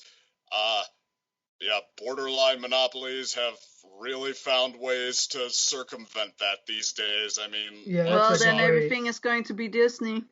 Yeah, that's I mean, a the good way fact to that describe Microsoft it. has competition at all should be enough, but I'm sorry, go ahead. Yeah, that's what I was just saying, agreeing is a good way to describe it, is the borderline monopolies, where it's they don't technically have a monopoly, but they have an obscene, it's because technically Microsoft OS doesn't have a monopoly on operating systems because you could go with Apple or you could go with let me see, what's it, Linux or the other one, the PC operating one, that third party one. I can't remember its name. I think it is Linux. Anyway, but I guess they technically don't have a monopoly in operating systems, even though they have an overwhelming majority. And like it's sort of like a similar thing. It's like, yeah, they don't, but they can sort of use their weight to bully, and that's where. But what about Disney? Like they have like their hands on everything. That's also a recent concern. Is Disney is, especially after their Fox merger, which is like they might have too much control. Our government is going to be run by Disney before too long. There's no stopping them. Did you say they merged with Fox? Yeah, they merged with Fox. Yeah, that's old. We're in trouble. Yeah, that's why Quicksilver is... spoiler, never mind. In trouble. That deal, which is actually another deal, which is Disney sort of made a bad deal with that just because they bought Fox. Not even all of Fox, because like the Fox News and all that was spent like its own separate company part of the deal. Just Fox Movies and Films, they paid like $70 billion for. They had to do half of that in debt. This is right before a certain pandemic happened, which made all of Disney's profit go down. Right. So that's why Disney's sort of like an extreme. So they might need to sell it all to who is out there that has money. Well, the problem is like I brought this up. This is a discussion for another day. Like it was a fascinating. They essentially overpaid for that because like Universal came and was like, oh, we might want to buy Fox too, not really meaning it, but to rise the price and make Disney pay more, which it worked. But like they essentially paid for stuff they don't need because all they really wanted was like their licenses and then a few things like The Simpsons and all that. But they bought a lot of film studios, like literal studios in space, but like Disney doesn't really need that because they already have film studios and like film production resources. So it's like they paid billions for stuff they won't use. Oh no. Good job. Good freaking job. Do you have any idea how many stimuli checks people could use with that kind of money? Yeah, I plant a lot of trees. Do you also know how many schools or hospitals that you could build with that kind of money? How many third world countries you could help with that kind of money? Yeah. Or clean the ocean. Yeah. And also how many vaccines can you give out with all that kind of money? How many? Wow. Since Disney, we really don't Disney, what's happening? That's what's going to be next on your vaccine. There's going to be mouse. But actually, fun fact: Disneyland has actually been converted into a mass vaccination center. Oh. What? Well, I could actually see that. Yeah. I'm not joking. No, it has happened already. It is a mass vaccination site. Oh my God. Okay, I feel a little bit more like that's a really good thing to do. It's not really. No, this is an example of this business stuff because they want to vaccinate people as soon as possible because since California is rather like I applaud them for that. That's a good thing. Because they've been trying to get open in California, but like the governor has just been straight up all but calling out their names like no. Too bad we don't have the Terminator as the governor. Arnold. Yeah. Please tell me that if Disney opens up as a vaccination center, I was like, oh my God, please tell me the doctors dress up as Disney characters. That would be awesome. Yeah. That would be. But, or better yet, you should have like a Gaston as a doctor. Be like, no one shoots like Gaston. Oh no! I'm for it. Yeah. All right. But going on to our semi-final subject for the news, it says as like just sort of more of a mention note. I don't think we have much to say on this subject, but I feel it does need to be noted. Is the Zack Snyder cut of Justice League came out and actually is apparently decent. Haven't seen it. We are getting an update from the movie scene. Hold on 1 minute. I'll be with you. Go.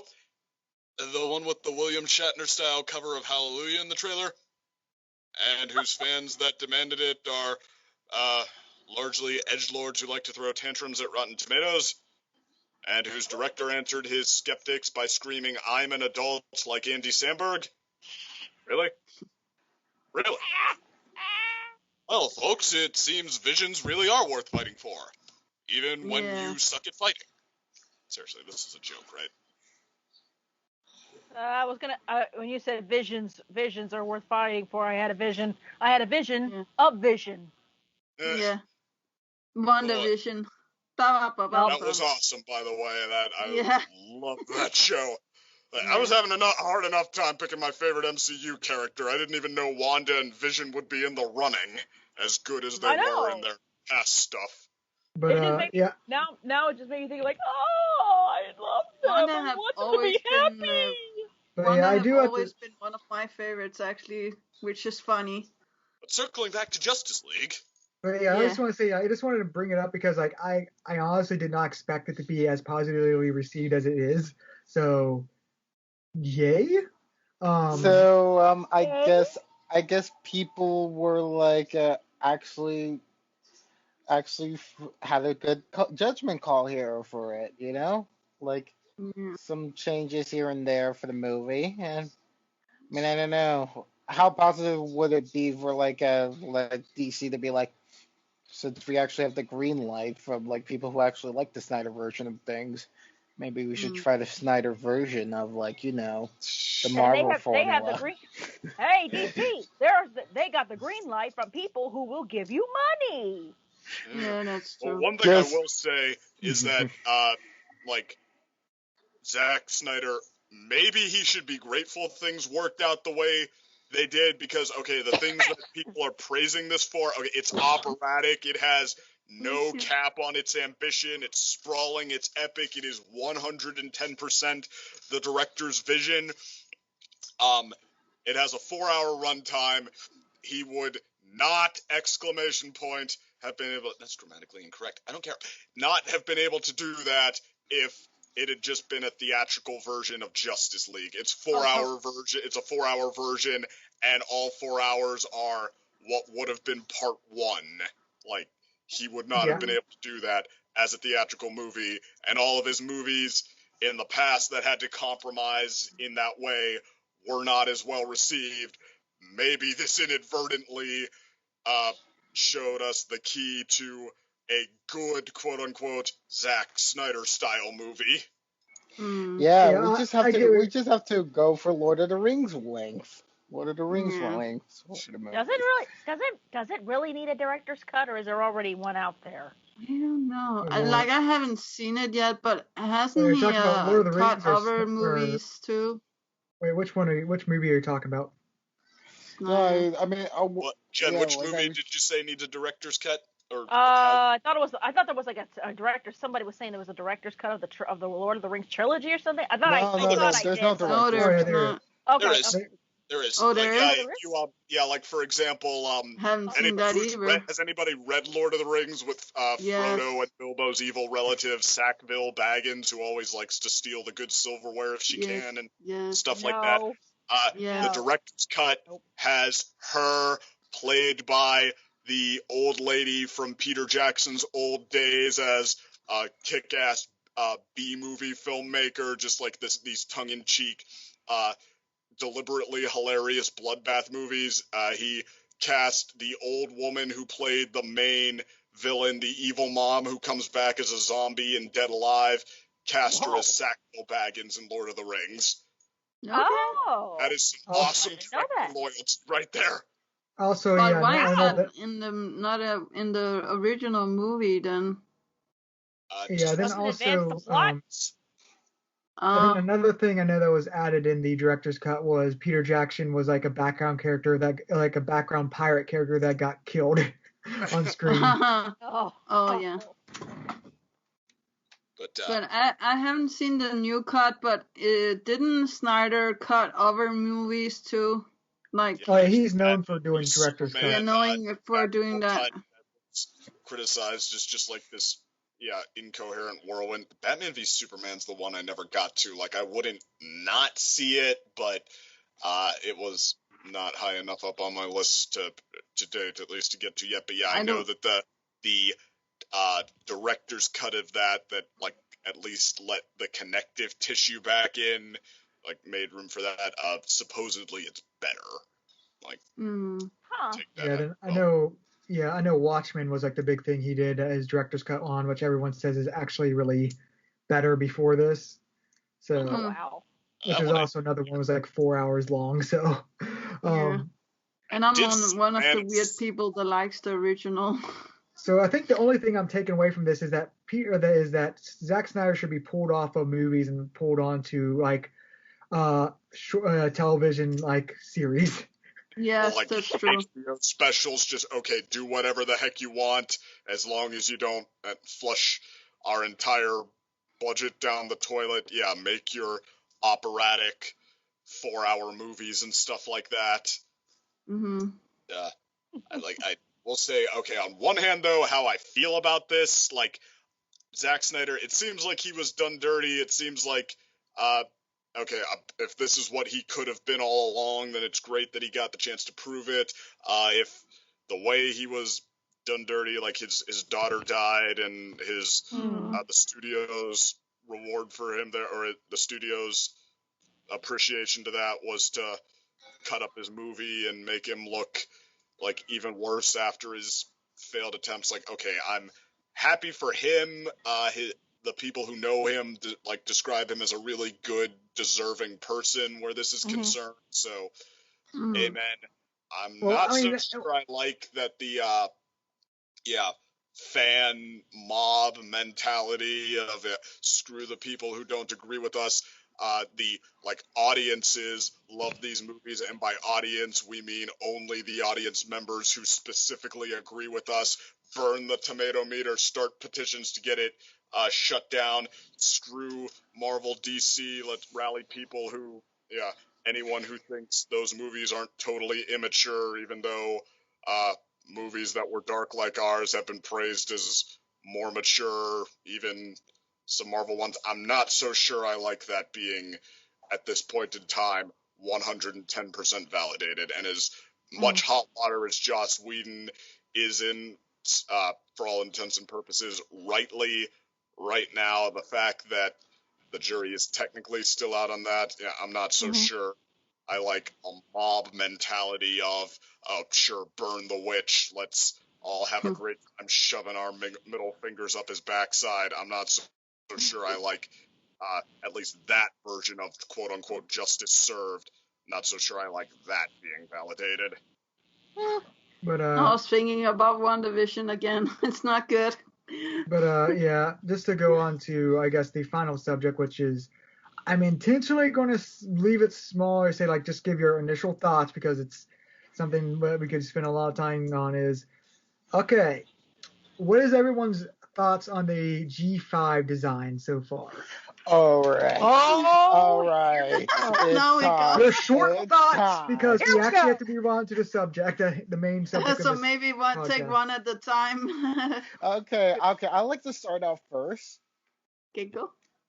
All right. I definitely feel like the designs feel very reminiscent of Philly Fantasia. Like a spinoff that was going to be for like sort of like a My Little Pony-esque like a ripoff thing that was apparently trying to come out like 2017, but instead of that, it's CGI animated, and they have the like I feel like the animation or art style from like the most recent Disney movie, that being Rava and the Last Dragon. I can't unsee it, and I now must force you guys to see it too. You can't unsee the eyes. You can't unsee the eyes. There's still only been like 12 seconds of footage released straight. Yeah. Yes. Okay.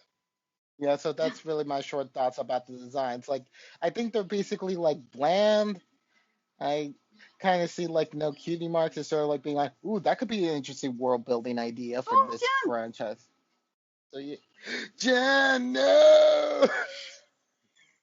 We'll get to her thoughts last. Yes. You go second. Oh, okay. It's all right. Okay. It's all right. Go. Better than the question, Go girls. second. It's all right. It's all right. Next. Okay. I just want to make sure my audio's not skipping. Welcome back, Jen. Okay, you missed my very insightful and detailed thoughts on the G5 designs. Oh, that was what you were doing. Okay. Mhm. Ha ha ha. Gonna wait to see G5 to say what I think of G5. They went for CG, sure, why not? The ponies are cute. All right. That's all I got. Jen, Who's next? you are. Me? Okay. Day, did you already go? No, but I want to go last. Okay. All right. Okay. So I guess I'm next, right? Yeah. Yeah. Okay. My thoughts on the G5 design. I'm not ready. I'm not ready for this. I'm not ready. I'm not ready for this. I'm still trying to get over. I'm still trying to get over the end of G4. I haven't even gone on to Pony Life yet because I'm like, I'm not ready for this. I'm not ready for this. I was like, I'm not ready. I'm just okay. I'm like, I'm not ready for this, but I'm still in mourning for G4. Okay. Hey, everybody grieves in their own way. Okay. But I did take a glimpse of it. I'm like, I guess it goes back to like, I'm not sure I'm ready for this, but it looks like they're trying too hard to like. I was like, wow, you're ready for toys. You're ready for merch. They're almost too red. It looks like I'm looking at what the figurine will look like. Mhm. That's the. I guess I'm too. That's what happens. I guess I'm too used to the flash designs we got for the last decade, but seeing computer generated is like what, But they look like it looks like walking, talking merch, really. And the one thing that I am calling foul on is the story. I am What? the story. We Oh. we've gotten a little bit of a plot of how G5 is going to go, and no, sir, I don't like it. No, sir, I don't like the plot. Totally missed that. Yeah, me too. I'm not gonna say what they could look if they want to look for it. I'm not gonna say it on here, but I could say, no, sir, I don't like it.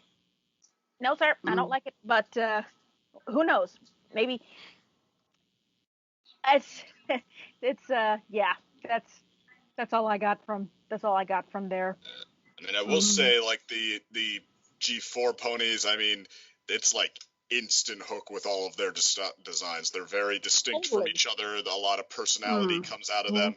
It's real easy to be hooked by them. Like, looking at G5, I see no reason why they could not be beloved as well, but they're kind of less distinct. Like, I think that, okay, if it really is just three main characters, you're really going to have to, I mean, that might be for the best, and you might, I think, really have to double down on that and how they're distinct and how they go together, because, like, even the one who's a totally different color, like, she's clearly the most unique, at least in appearance, and I mean, yeah, looking at a tennis ball on her head or on her horn, trying to figure out what to do about that, like, okay, the personality clearly comes out of her.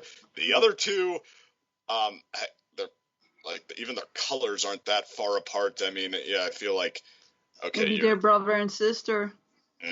I mean, you're possible. okay if those are our three main characters. Okay, I think you're really gonna have to establish pretty quick, okay, how they're unique and what's lovable about them, because that's the one thing they don't look as immediately distinct. So, okay, I really hope that fits with their dynamic.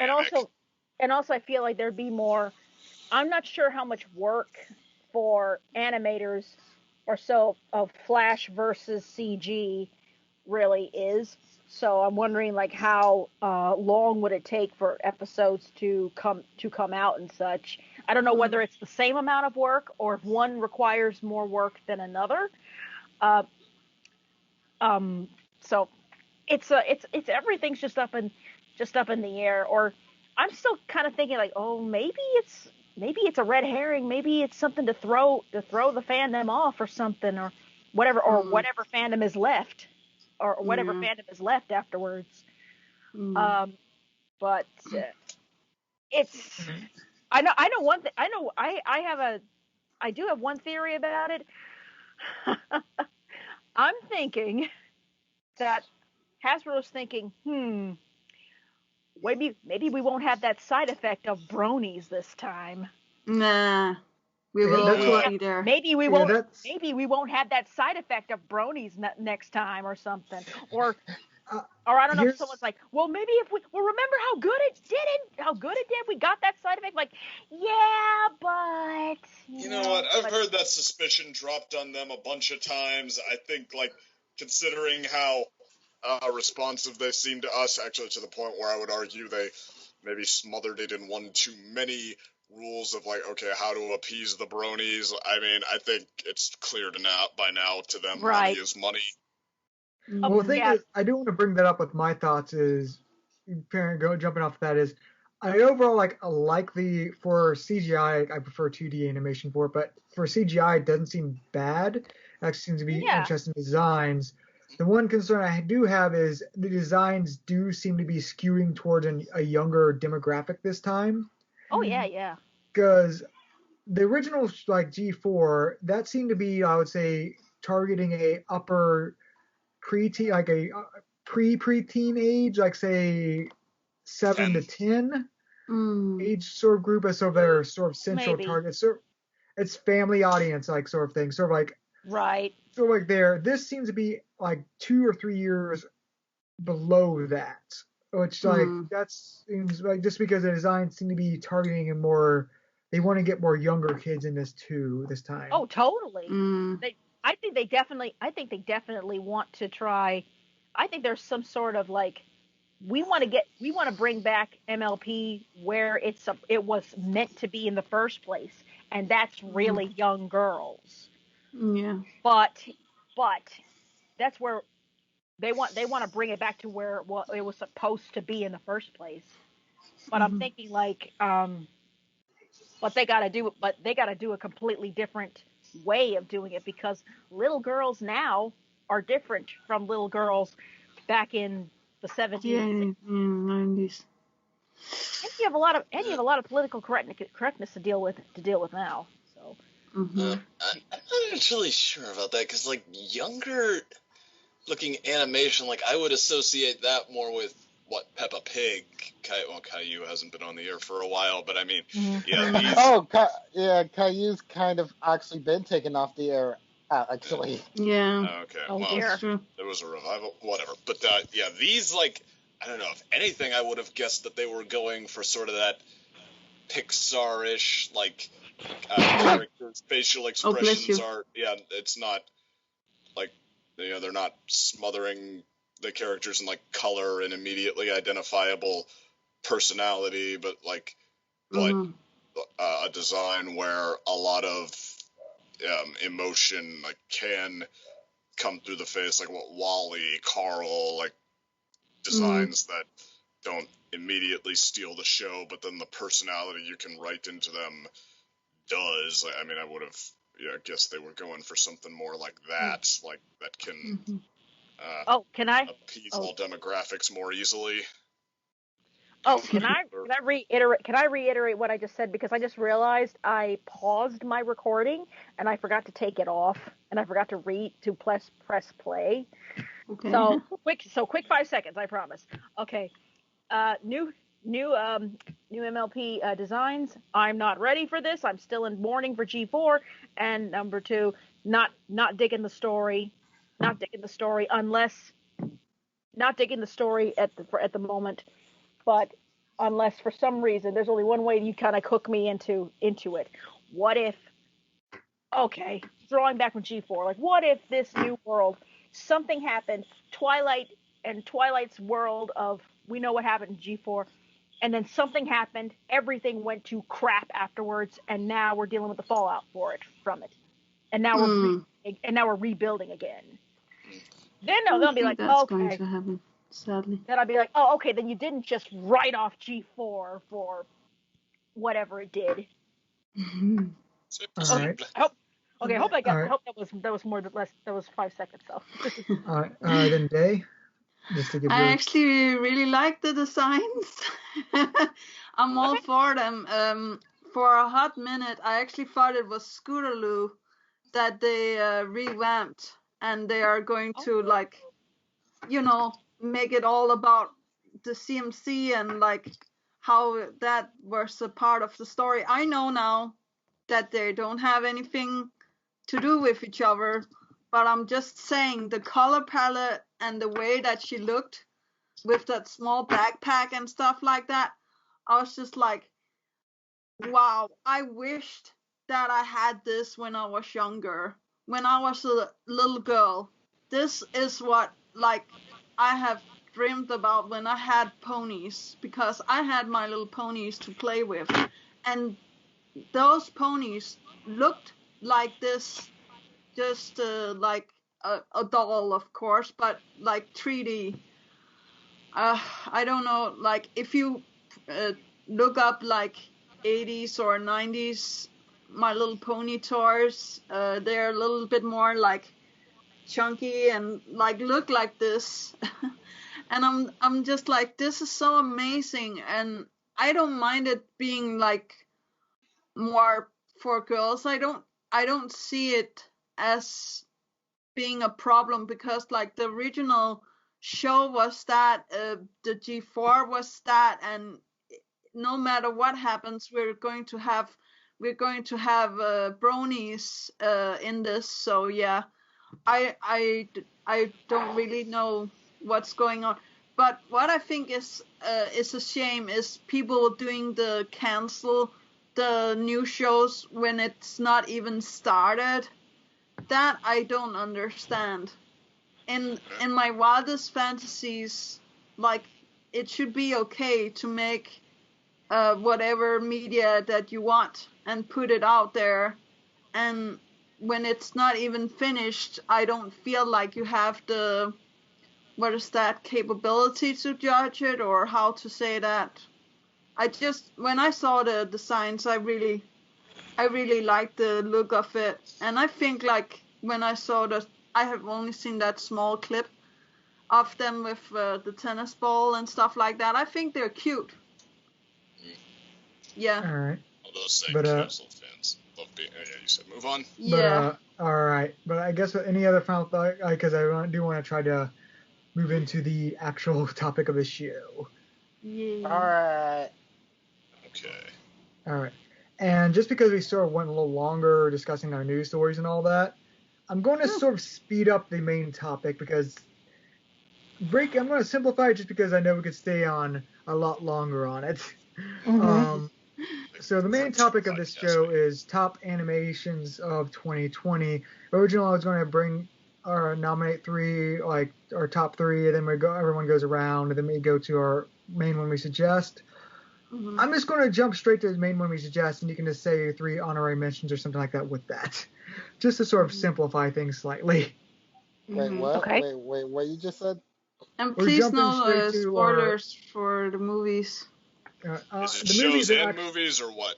on the the list. movies will be honorary mentions. Like after we do our main show, we'll have like honorary mention, which are shows or something that are not from 2020, but we watched in 2020, or movies, just like the honorary mention stuff, which we'll do right after or we each nominate like a 2020 show we watched, animation. Okay. I was going to make it longer, but like I know how like we go. If we each go for 3, this would probably take another 2 hours. To make a separate So I want to podcast make sure there.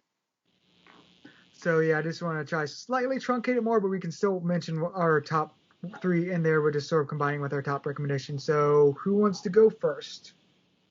Well, I know that, my nomination for a show has got to be She-Ra. Nice. Yeah, She-Ra, charismatic characters for days, very cute, funny, playing off each other. It makes you realize how lucky we had it with Voltron in plotting, because She-Ra, the plotting was clunky. Things always get done because 3 kids screw the rules and run behind enemy lines and basically can make anything they want happen that gets the plot well rounded out, all nice and simple to save the day. She-Ra's power is negotiably situational. She's as strong as she needs to be to get things done, including that she can be barely making a difference and copping all kinds of hits and going down oh so dramatically because the bad guys need to be on the verge of victory, coincidences, dumb decisions because the writer said so results, etc. But every bit as clunky as Voltron makes She-Ra look in the plotting, She-Ra makes Voltron look in the inclusiveness. Like Voltron, I think even we were kind of rolling our eyes at a couple of things, like, oh yeah, way to weave that in there. Relationships, we know you guys mean well, but you're writing like it's still when you first made Legend of Korra and such, we're just sneaking it in there at all is a big milestone. She-Ra makes it look effortless. Like, you don't even realize that it was the intention half the time. Like, yeah, body types that don't draw a ton of attention to themselves, characters of, all persuasions under the sun that come and go so quick and so effortlessly you didn't even realize necessarily just so much personality comes out of them to the extent that it does factor in that they're of this or that persuasion, ethnicity, whatever. It's very cute, very part of who they are, so rocks on that front. She-Ra is, if you're a critic type like me, very easy to, grind your teeth at at points, roll your eyes at, but also very, very easy to love. So there. I want to say, because that would normally be an honorary mention because it wasn't a technically 2020 show, but the final season, as I recall, came out last year, so I'll allow it to stay. Indicate. So you'll say the last season as your mention for 2020 animation. Oh, last season was at least as good as any of them, so why not? All right. Anyone who wants to go next? I believe I should probably be the one to go next, since before, when this podcast was going to be about the top 10 animations, and then it went down to 3 animations, and now we're You down can list to... your top 10. I just don't want to go everyone discussing each one, because that would go. We're very passionate about animation, so. We are. Oh, I was the one that actually wrote Word documents. So let's run down my top 10 favorite animations of the year 2020. To begin with, number 10, Studio Mappa comes in here with its post-apocalyptic fantasy anime, Dorohedoro, with Cayman as the protagonist. I gave it an 8.75 out of 10. Next, for number 9, is the one Netflix show that managed to make it here, that aired all of its seasons within the same year, and that is Kippo and the Age of the Wonderbeast. That show was just... I kind of feel like it's a more likable version of Avatar for me, which I really did like what they were going for. And even though it's not like truly perfect, with like season 3's ending maybe not being how at the end there with like those plot beats, like it still overall was such an amazing ride with such fantastic characters. All in all, good show. Number 8, Appare Rahman, the show about a cross-country race in the 1890s that feels like a precursor to JoJo's Steel Ball Run, with a 9 out of 10. Number 7, Otome Game, My Next Life as a Villainess, an isekai anime about a female character being trapped in the world of her Otome game, in which like she's playing as the villain, but she does not want to be the villain because she knows she will immediately die or be exiled. And in the end, she basically ends up with a harem of both guys and girls, but she's none the wiser. Hey! Number 6, Misfit at Demon King Academy.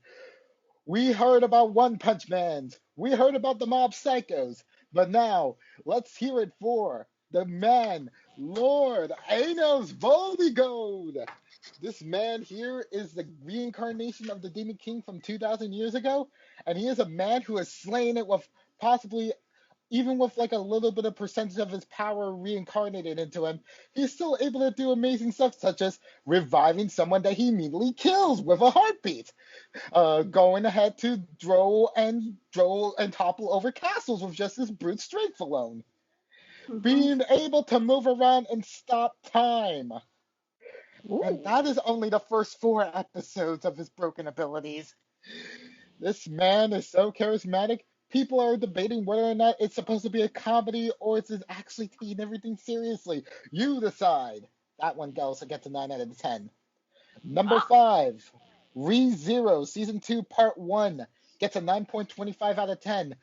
Yes, the isekai series that is supposed to be the one to like subvert expectations for a main character that is supposed to be the guy that you would imagine would be reading isekai novels. That is a shallow like hikikomori, like someone trapped in their own home who doesn't face like the bad sides of like their personality, and thinking like, oh, I could easily like just change what I am like in this other world. But season 2 is where it's like, oh, you're gonna have more suffering here with your ability to die and like reset yourself to a start point there.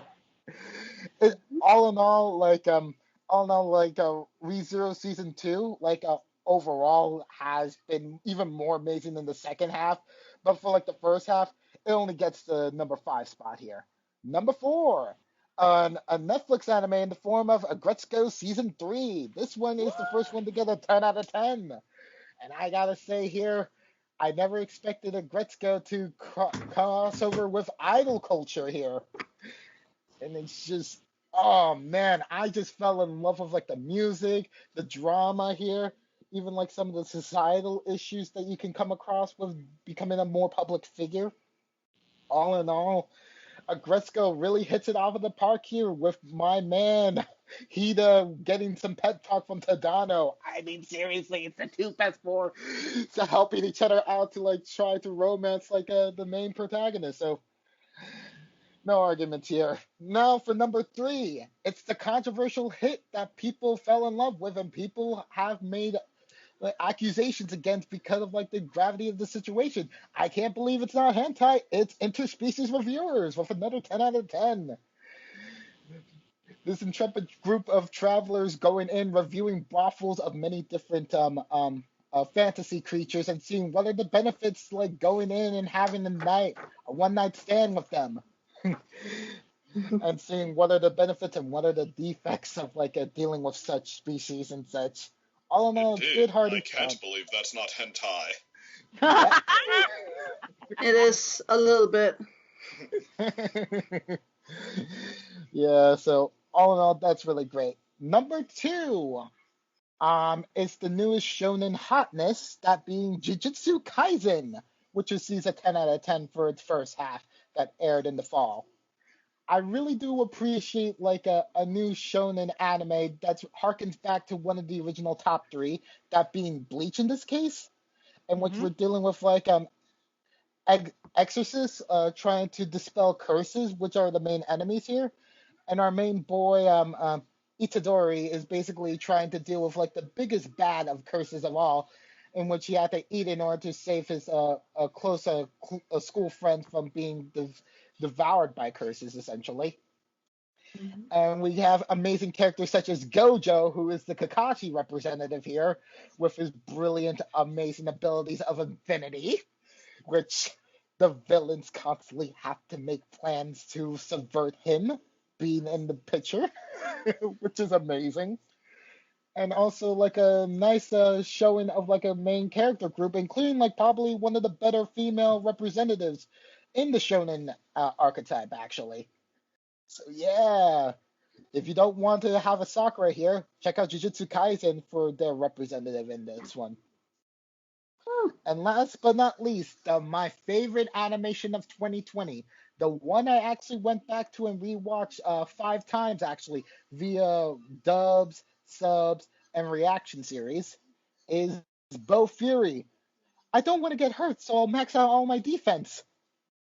This anime This anime is the fun version of Sword Art Online, in which there's no danger, no life-threatening stakes, just a cute girl who's not really that experienced in video games going into a game with a complete defense build and all the shenanigans that unfold because of it. Embracing the wackiness of glitchy video games and like being able to exploit stuff like that. We also have a lot of smart writing in which like we see like a bunch of like these girls like basically showcasing like different personality traits to like what you would assume to be like their main character traits because like it's a game. Sometimes people act differently than how they actually are in real life. Other times it's competitive people actually wanting to be good sports and trying to like have fun instead of like taking it too seriously. And even when they take it too seriously, it's not like it's being toxic, which is a fantasy we wish we would have in video games. Should all get along. Yeah, so Total. all in all, both Fury is amazing for like showcasing the power of the shield and also poison in such amazing ways with our main heroine, and also her best friend being like the OP gamer with like a swashbuckler build, which I love swashbucklers. They're just amazing with like their high dexterity and their high attacks. With their main gimmick being I dodge, so I don't need to have any defense at all. The monk, if you will. Yay. Class. If you like D&D. All right. So Okay, that's so really Bo all. Fury versus She-Ra so far. Next. All right. Mine is, I just want to go next just because mine sort of plays a lot off of Carlos's just because we actually talked about this before. Sort of go, like, I won't go to top 10, but I will go like 5. The lower 3 of mine would probably be like My Life as a Villainess, which is it is a surprisingly good like isekai where it just loves to parody what it is, and it's sort of eventually evolving into a funny harem that just likes to play up its tropes and yeah, just trying to perspective of like trying to not the main character's motivation is to not die. And then number 4 probably with that would probably be let me see, what was the other one from your list? This from here. No. Oh no, this one actually wasn't from your list, but actually was one I seen, which is Smile Down the Runway, which is a shonen series about fashion. It is very rarity. And surprisingly like enveloping for a show about like fashion.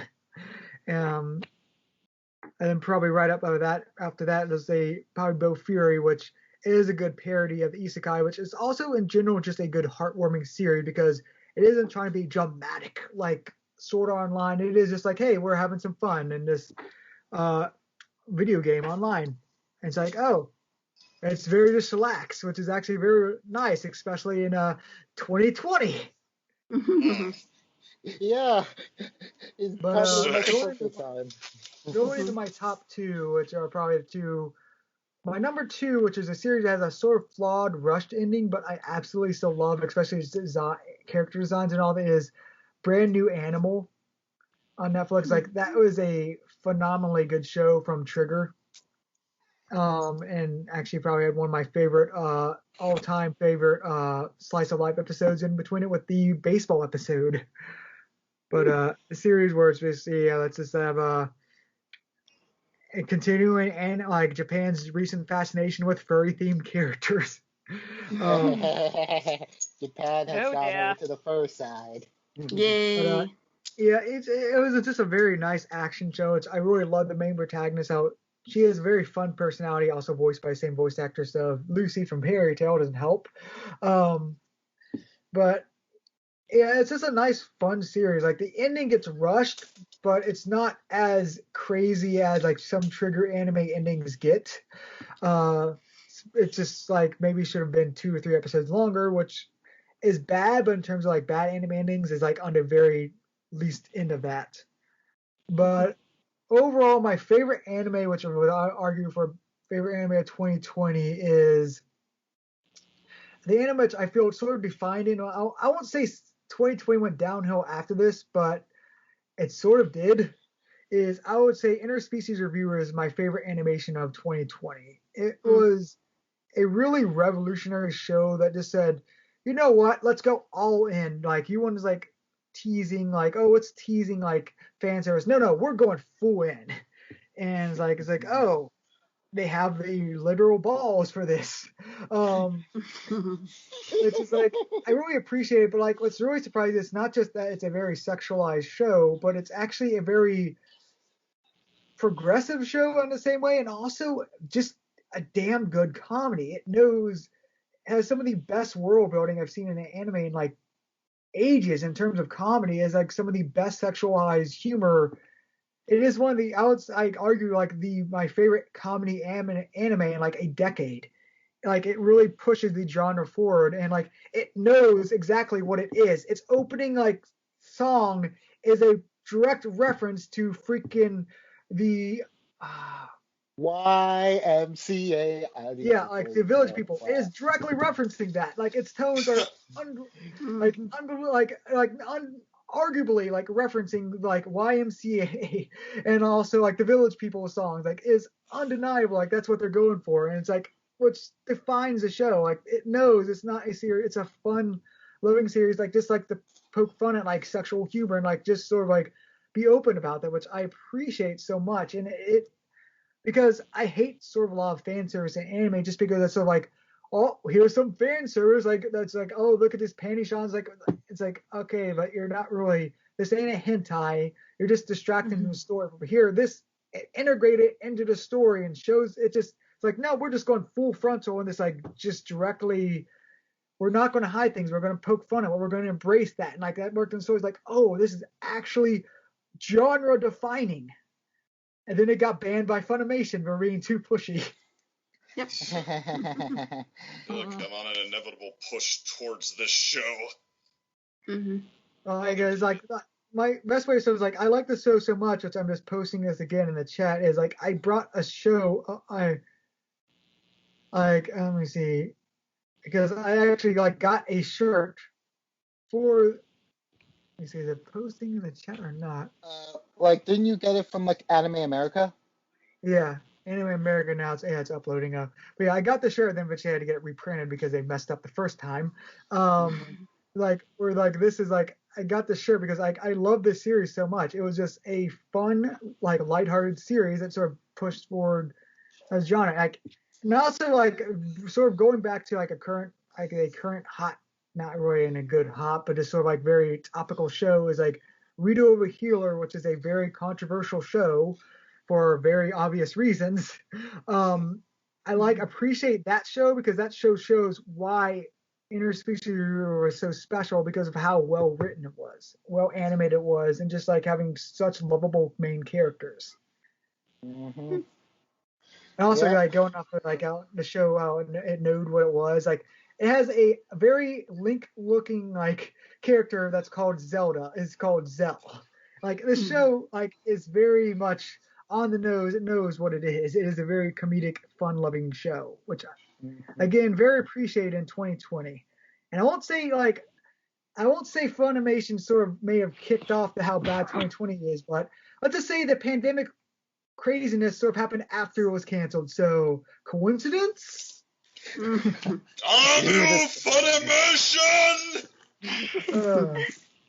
So yeah, that's my throwing out my ball for that. Who's next? It's just Did Jenn go? No, I just have. Okay, I'm gonna make mine a little simple because I actually went through a bit of a animation dry spell. I didn't watch a lot, but I can only say two of animation things that really got my attention. And that was Over the Moon and Soul from Pixar. Cool. Soul is going in honorary mention because of movies, which I do have my own honorary mention for that. Sorry, then that's my only one. Those are my I'm just saying, I'm not saying trying to remember because like I do have one movie that I really want to bring up in terms of animation. Carlos is exactly what it is. I also would probably put it also in honorable mention because I feel like this one deserves it more than certain other movies this year. But I will say like because I actually just started like yesterday Over the Moon for You. So That's good things to know. It's apparently is that good because I just got through the first episode. Gotcha. Nice. Wait, there's an Over the Moon TV series now? Yeah, Oh, it's is like there? what's it Huh. called? It's Huh? Taniuka Over the Moon for You. Oh my god. Oh wow. Just, so yeah, it just got released last year and actually has a dub available on Crunchyroll and also the sub. Nice. That leaves Day. Yay! Well, I only have a top 3 anime and then the rest is movies because I didn't think that was that much. But at number 3, I have interspecies relations. And you guys already talked a lot about that, so we're just going to skip it. Yes. Then we have at number 2, we have RNA. The Wait, BNA? thing with RNA. No, it's BNA. Oh, You say But it- What, is RNA. there a show called RNA? but it's Well, actually, is it? actually, wait, is that what No, it's it's called? the one with the wolf girl and the wolf All right. detective. Wait, Wolf Detective? Yeah, we Uh, watched it together. DNA, like the that's what raccoon that girl? is what she's talking B, about. BNA, yeah, Yes, you BNA. keep on saying RNA. You keep on saying RNA, and I'm like correcting you by saying BNA. But it's Actually, right what I'm doing, isn't it?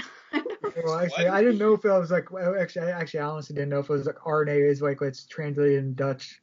I mean, not Dutch. Yeah. Wait, Danish. that's what it is? Jesus. Yeah. The Dutch, you messed up the good Danish. pun. Well, I mean, wait, actually, no. It actually makes it for a better, more subtler pun because RNA is a genetic, Part it's the reverse of of- DNA. It's Yeah. the reverse of DNA. Really. Yeah. But Very important to differentiate. Dutch is the windmills and tulips stereotype. Danish are pork and Lego bricks. Sure, and we have Danishes everywhere. But to talk about that a little bit is actually when we started on it, I was just like, where's this going? And then we saw a couple of more episodes, and I actually really like the Detective Wolf. I don't even remember his name, but I do really Shiro. like It's the Shiro. story and the way that where it's going with all of the city and all of that good jazz. I don't remember if I saw it all the way through, so that's why it's my number 2. And my number 1 is She-Ra with second, because like we watched that together when he was here, and I really enjoyed the series. There were some of the episodes that I thought was a little weird, but I must admit, like I really enjoyed the start of it and actually also the ending.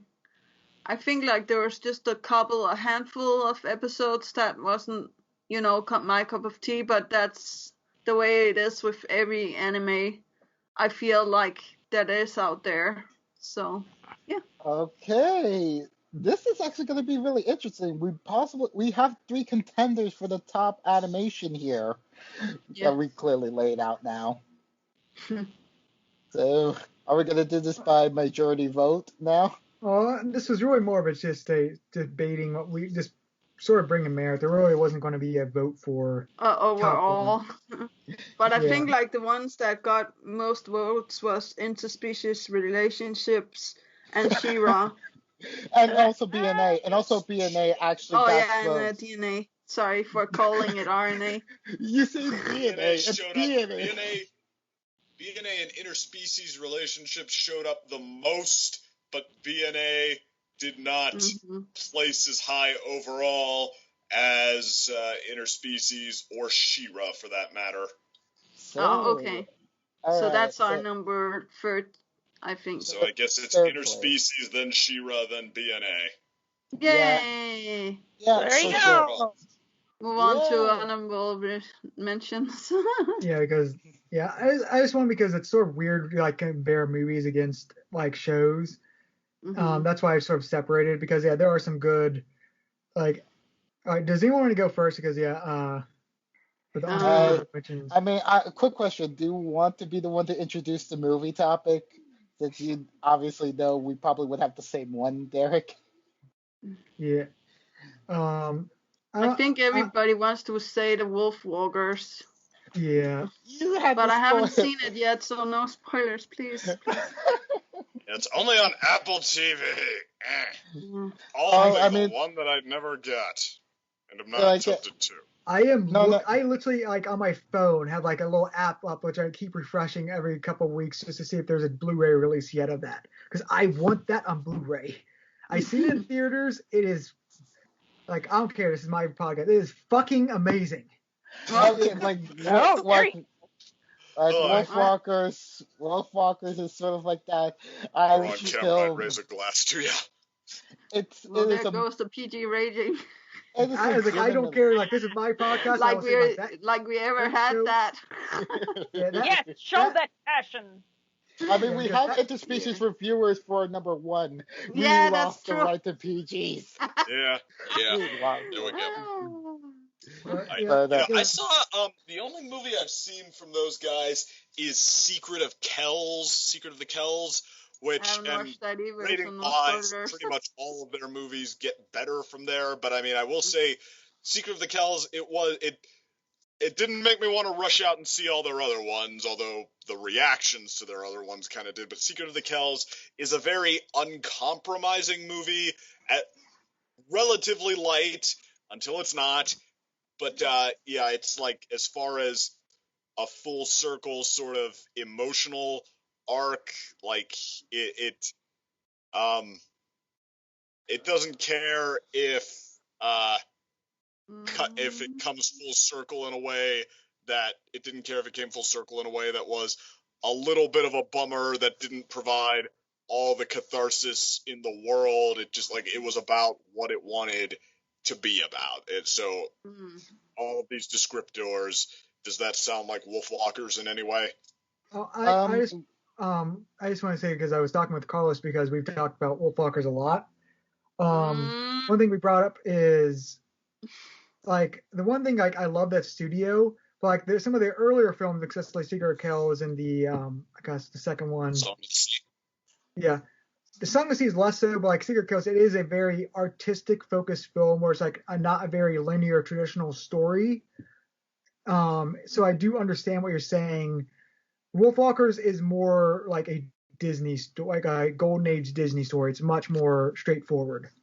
Mm. okay, yeah, and slaying it on that front sounds like oh, it's just like it's like the moment. It's like I feel like when it comes like compared to like certain other Oscar nominees for last year, it's like certain movies might have the more maturity angle for the perspective.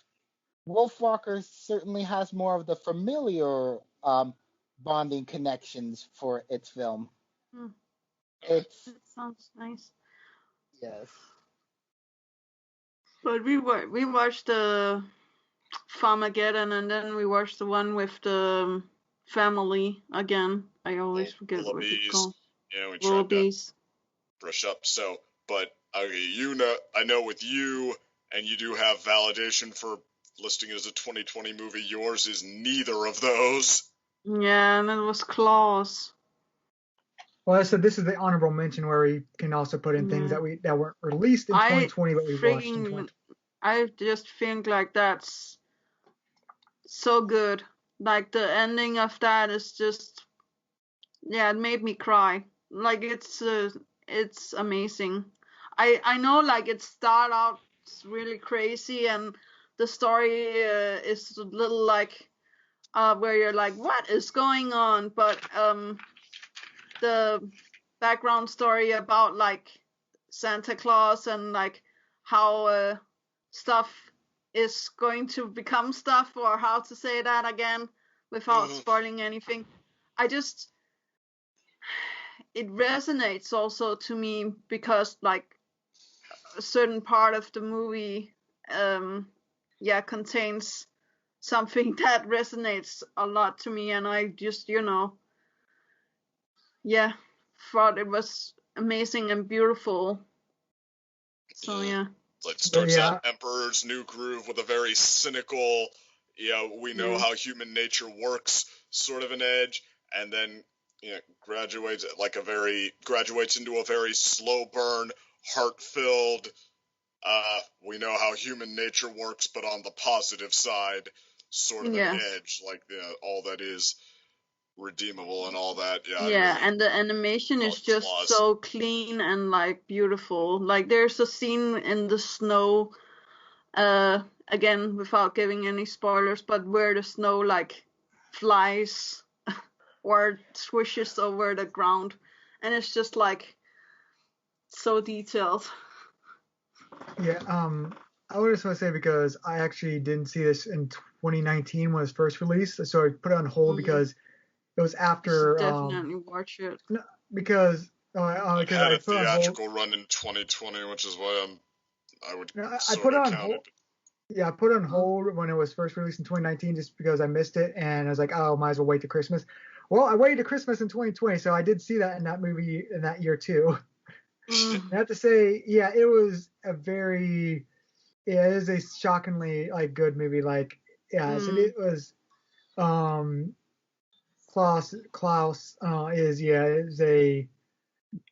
wasn't what I was expecting, but like in a more mature way, but it was still a very, very well written show. Again, I'm surprised that basically Netflix is becoming the new king of animation, unlike Disney. Especially when it comes to TV shows, which is sort of weird. Just wait until 2021. Yeah, that's true. We are in 2021. Yeah. I know. It's just gonna come in a month from now. The certain movie I've been waiting for. Until the stuff starts happening. The 2021 stuff starts happening. Wait, what movie are you looking forward to? Arlo. Arlo the alligator boy. Oh yeah, that one. It must be something right for you. Yeah, because the one I'm looking forward to is because the one dragon one that came out with is sort of like I'm a sort of on that, but the one I'm really looking forward is Luca. Oh yeah. I mean, I've seen that too. I want to watch that too. Yeah, it definitely seems like an interesting premise for a Pixar movie, which I feel like it's kind of taken a bit of inspiration from the certain studio behind Wolfwalkers, you know? Like in terms of like going for a more mythology angle, you know? But I just want to go, hey Jen, so what are your thoughts on Soul? Because I've yet to see that. I have not seen it either, so no spoilers. Okay, Soul, I thought I absolutely just loved. I absolutely loved it, and it really, to me, it kind of did what Coco. It kind of did what Coco did to me the second time I watched it. The first time I watched it, I cried twice. Okay, that's how good. Yeah, I cried twice. That's never Soul happened. Or Coco? Coco. The first time I watched it, I was in the theater alone, and I cried twice. Yeah, Coco has like 2 or 3 tearjerker moments that really punch you in the gut. Right. Oh, totally. The only one I felt to that extent, I think, is the last one that you all are probably thinking of. Right. Because that, I mean, everybody comments on that. They're like, it is safe to say that this movie was thought up with that ending in mind. Like that. Oh, yeah. We could even assume that the rest of the movie had to be, written to get to that ending. Oh, totally. It's just such a, falcon punch of feels. Oh my God, two falcon punches of feels in my case. But then the second time I watched Coco, I didn't have that falcon punch anymore. But that's all right. I still enjoyed it. Soul was a little bit was on the level of Coco because one thing I love about it is that I'm a music fiend. I love music. It is my ultimate passion, and that's why I got into Coco.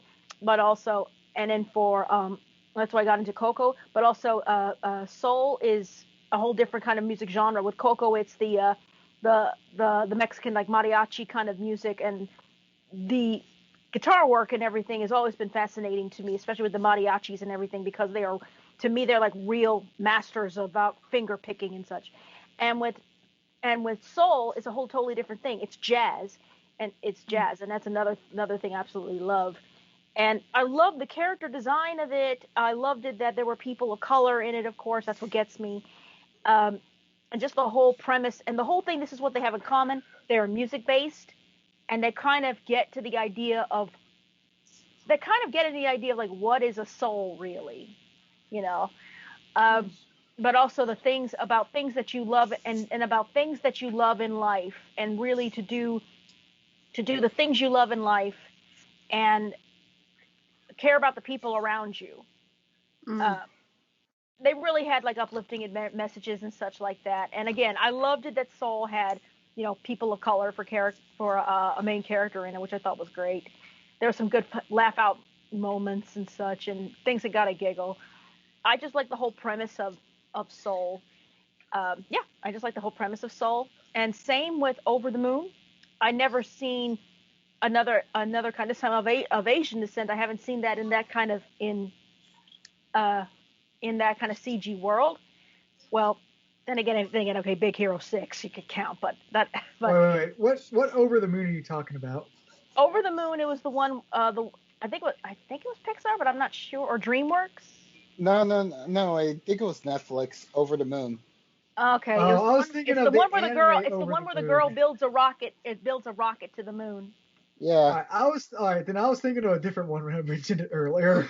Okay. Yeah. Okay. Well, this is the one where the little girl builds a rocket to go to the moon.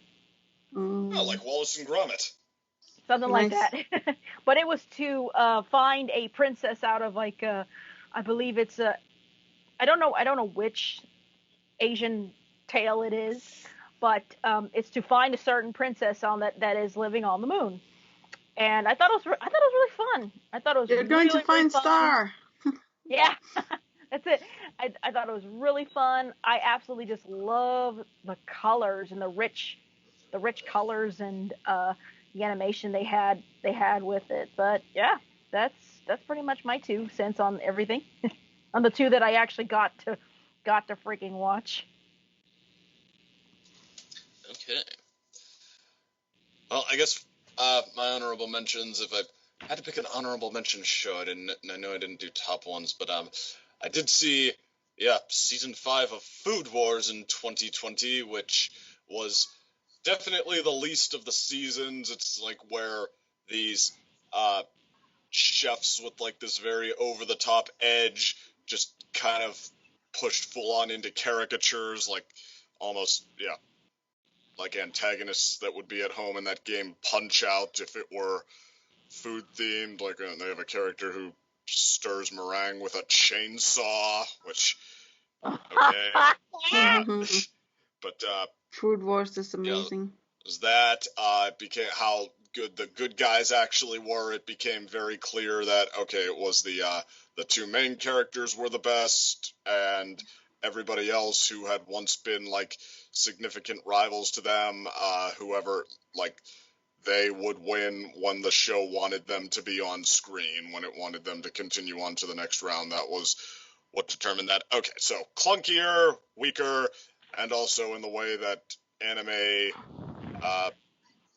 tends to be a lot of the time in its fan service, somewhat problematic in the characters' ages, but still, the Food Wars formula was good for one last round. You got into, you definitely wanted to see the last of everyone's arcs. You wanted to, enjoy one last round with them, see how they were gonna climb that last peak of the mountain and all that. So it was fun. It was pretty good. Movie-wise, because I knew that Soul was gonna be inevitable, so I went with Farmageddon as my pick. Shaun the Sheep movie Farmageddon. I saw the first Shaun of the Sheep, which you might have noticed like had smash reviews on Rotten Tomatoes, like 99% want to revel in how much of its own thing it is. And I mean, Yeah, it's definitely Shaun the Sheep. The first movie was definitely uncompromisingly its own thing. Like it wanted to it just these sheep on this farm about to have a little sheep adventure. It took as much time as it wanted, as it needed, could have possibly used on just perspective, authenticity, what day in their life, what it's like on this repetitive farm every day, and how Shaun the adventurous sheep, how it starts to grate at him. But all its chips on character nuances, behavioral nuances, and I mean, I will absolutely give it credit for that. It dove into that. Most movies don't do that, and it did even when the arc started to pay off, when the whole message on what no place like home, sometimes what you've got you can forget, what it means to you. Like, you did start to feel it as, the adventure started to be like, get to bottom out, like, oh, if only we were just back on our farm. So, okay, credit for all that. I feel like I don't want to give it all the praise in the world just for being that. Like, I feel like a better movie could have had that, and hit you with very easy to immediately get swept up in emotion. Like Shaun the Sheep, the movie, there were stretches where I had to be patient with it, and I'm willing. I don't want to join the crowd that like, who needs it, just because of that. But I mean, I can acknowledge that there is another side. It's going to be a little esoteric for some people. It's not for everybody.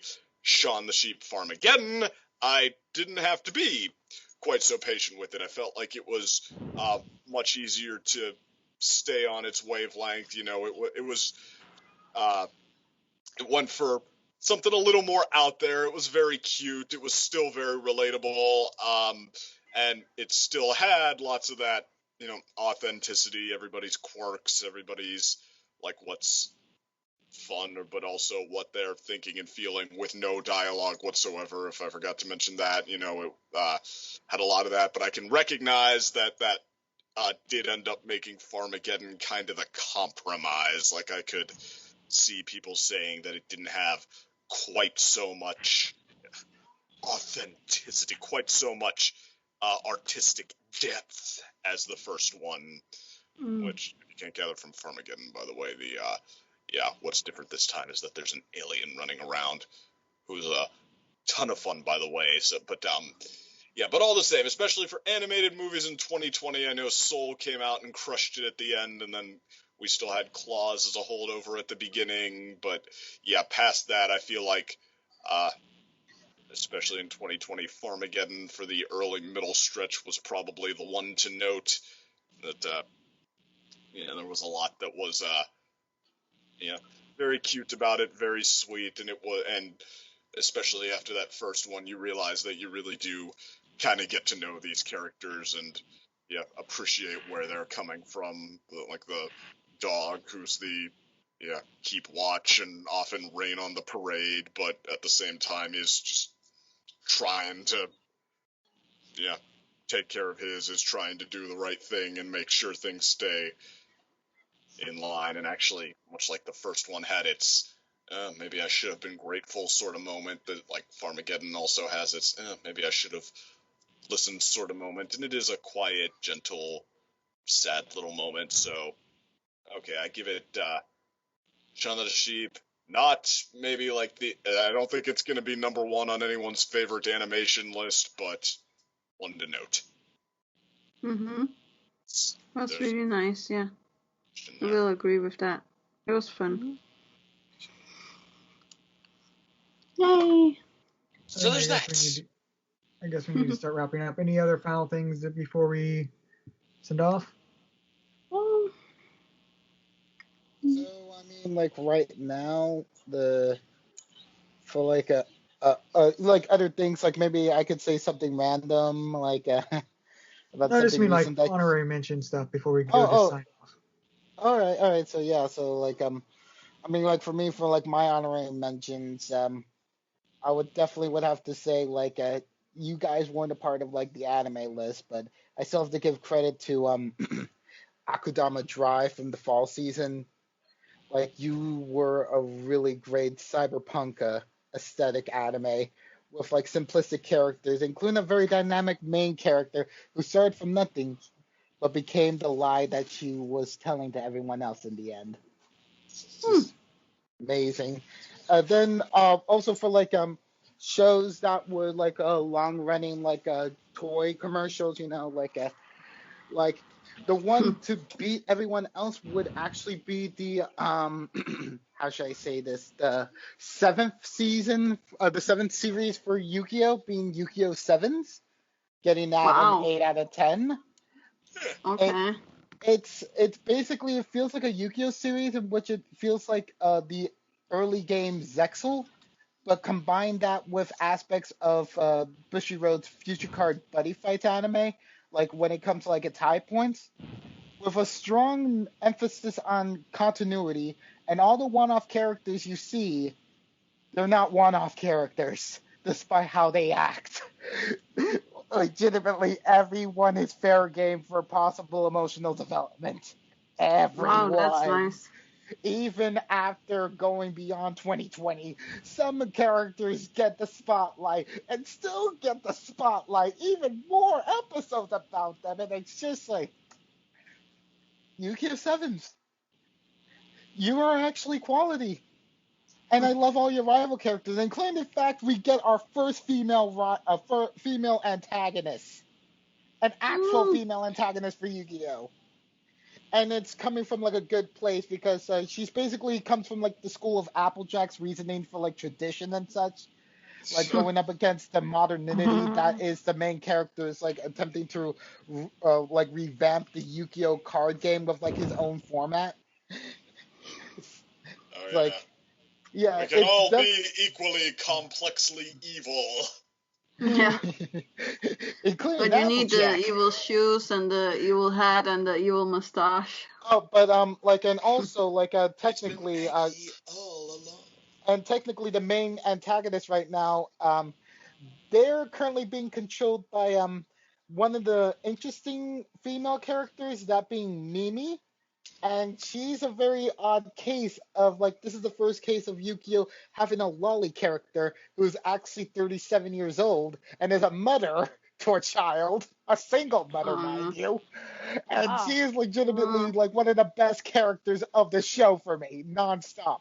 She brings a Let's lot of hope she laughs. doesn't become a MILF. I think the last character like that, except bad guy, was in season 0. Well, and now we have it here in Yu-Gi-Oh! 7. I'm just saying, she is the best girl. Like, you know, like, I just enjoy her antics. And last but not least, I would have to give credit to an anime that me and Derek have talked a lot of, Yashahime, the I've heard of that. Inuyasha sequel series, I've heard of that.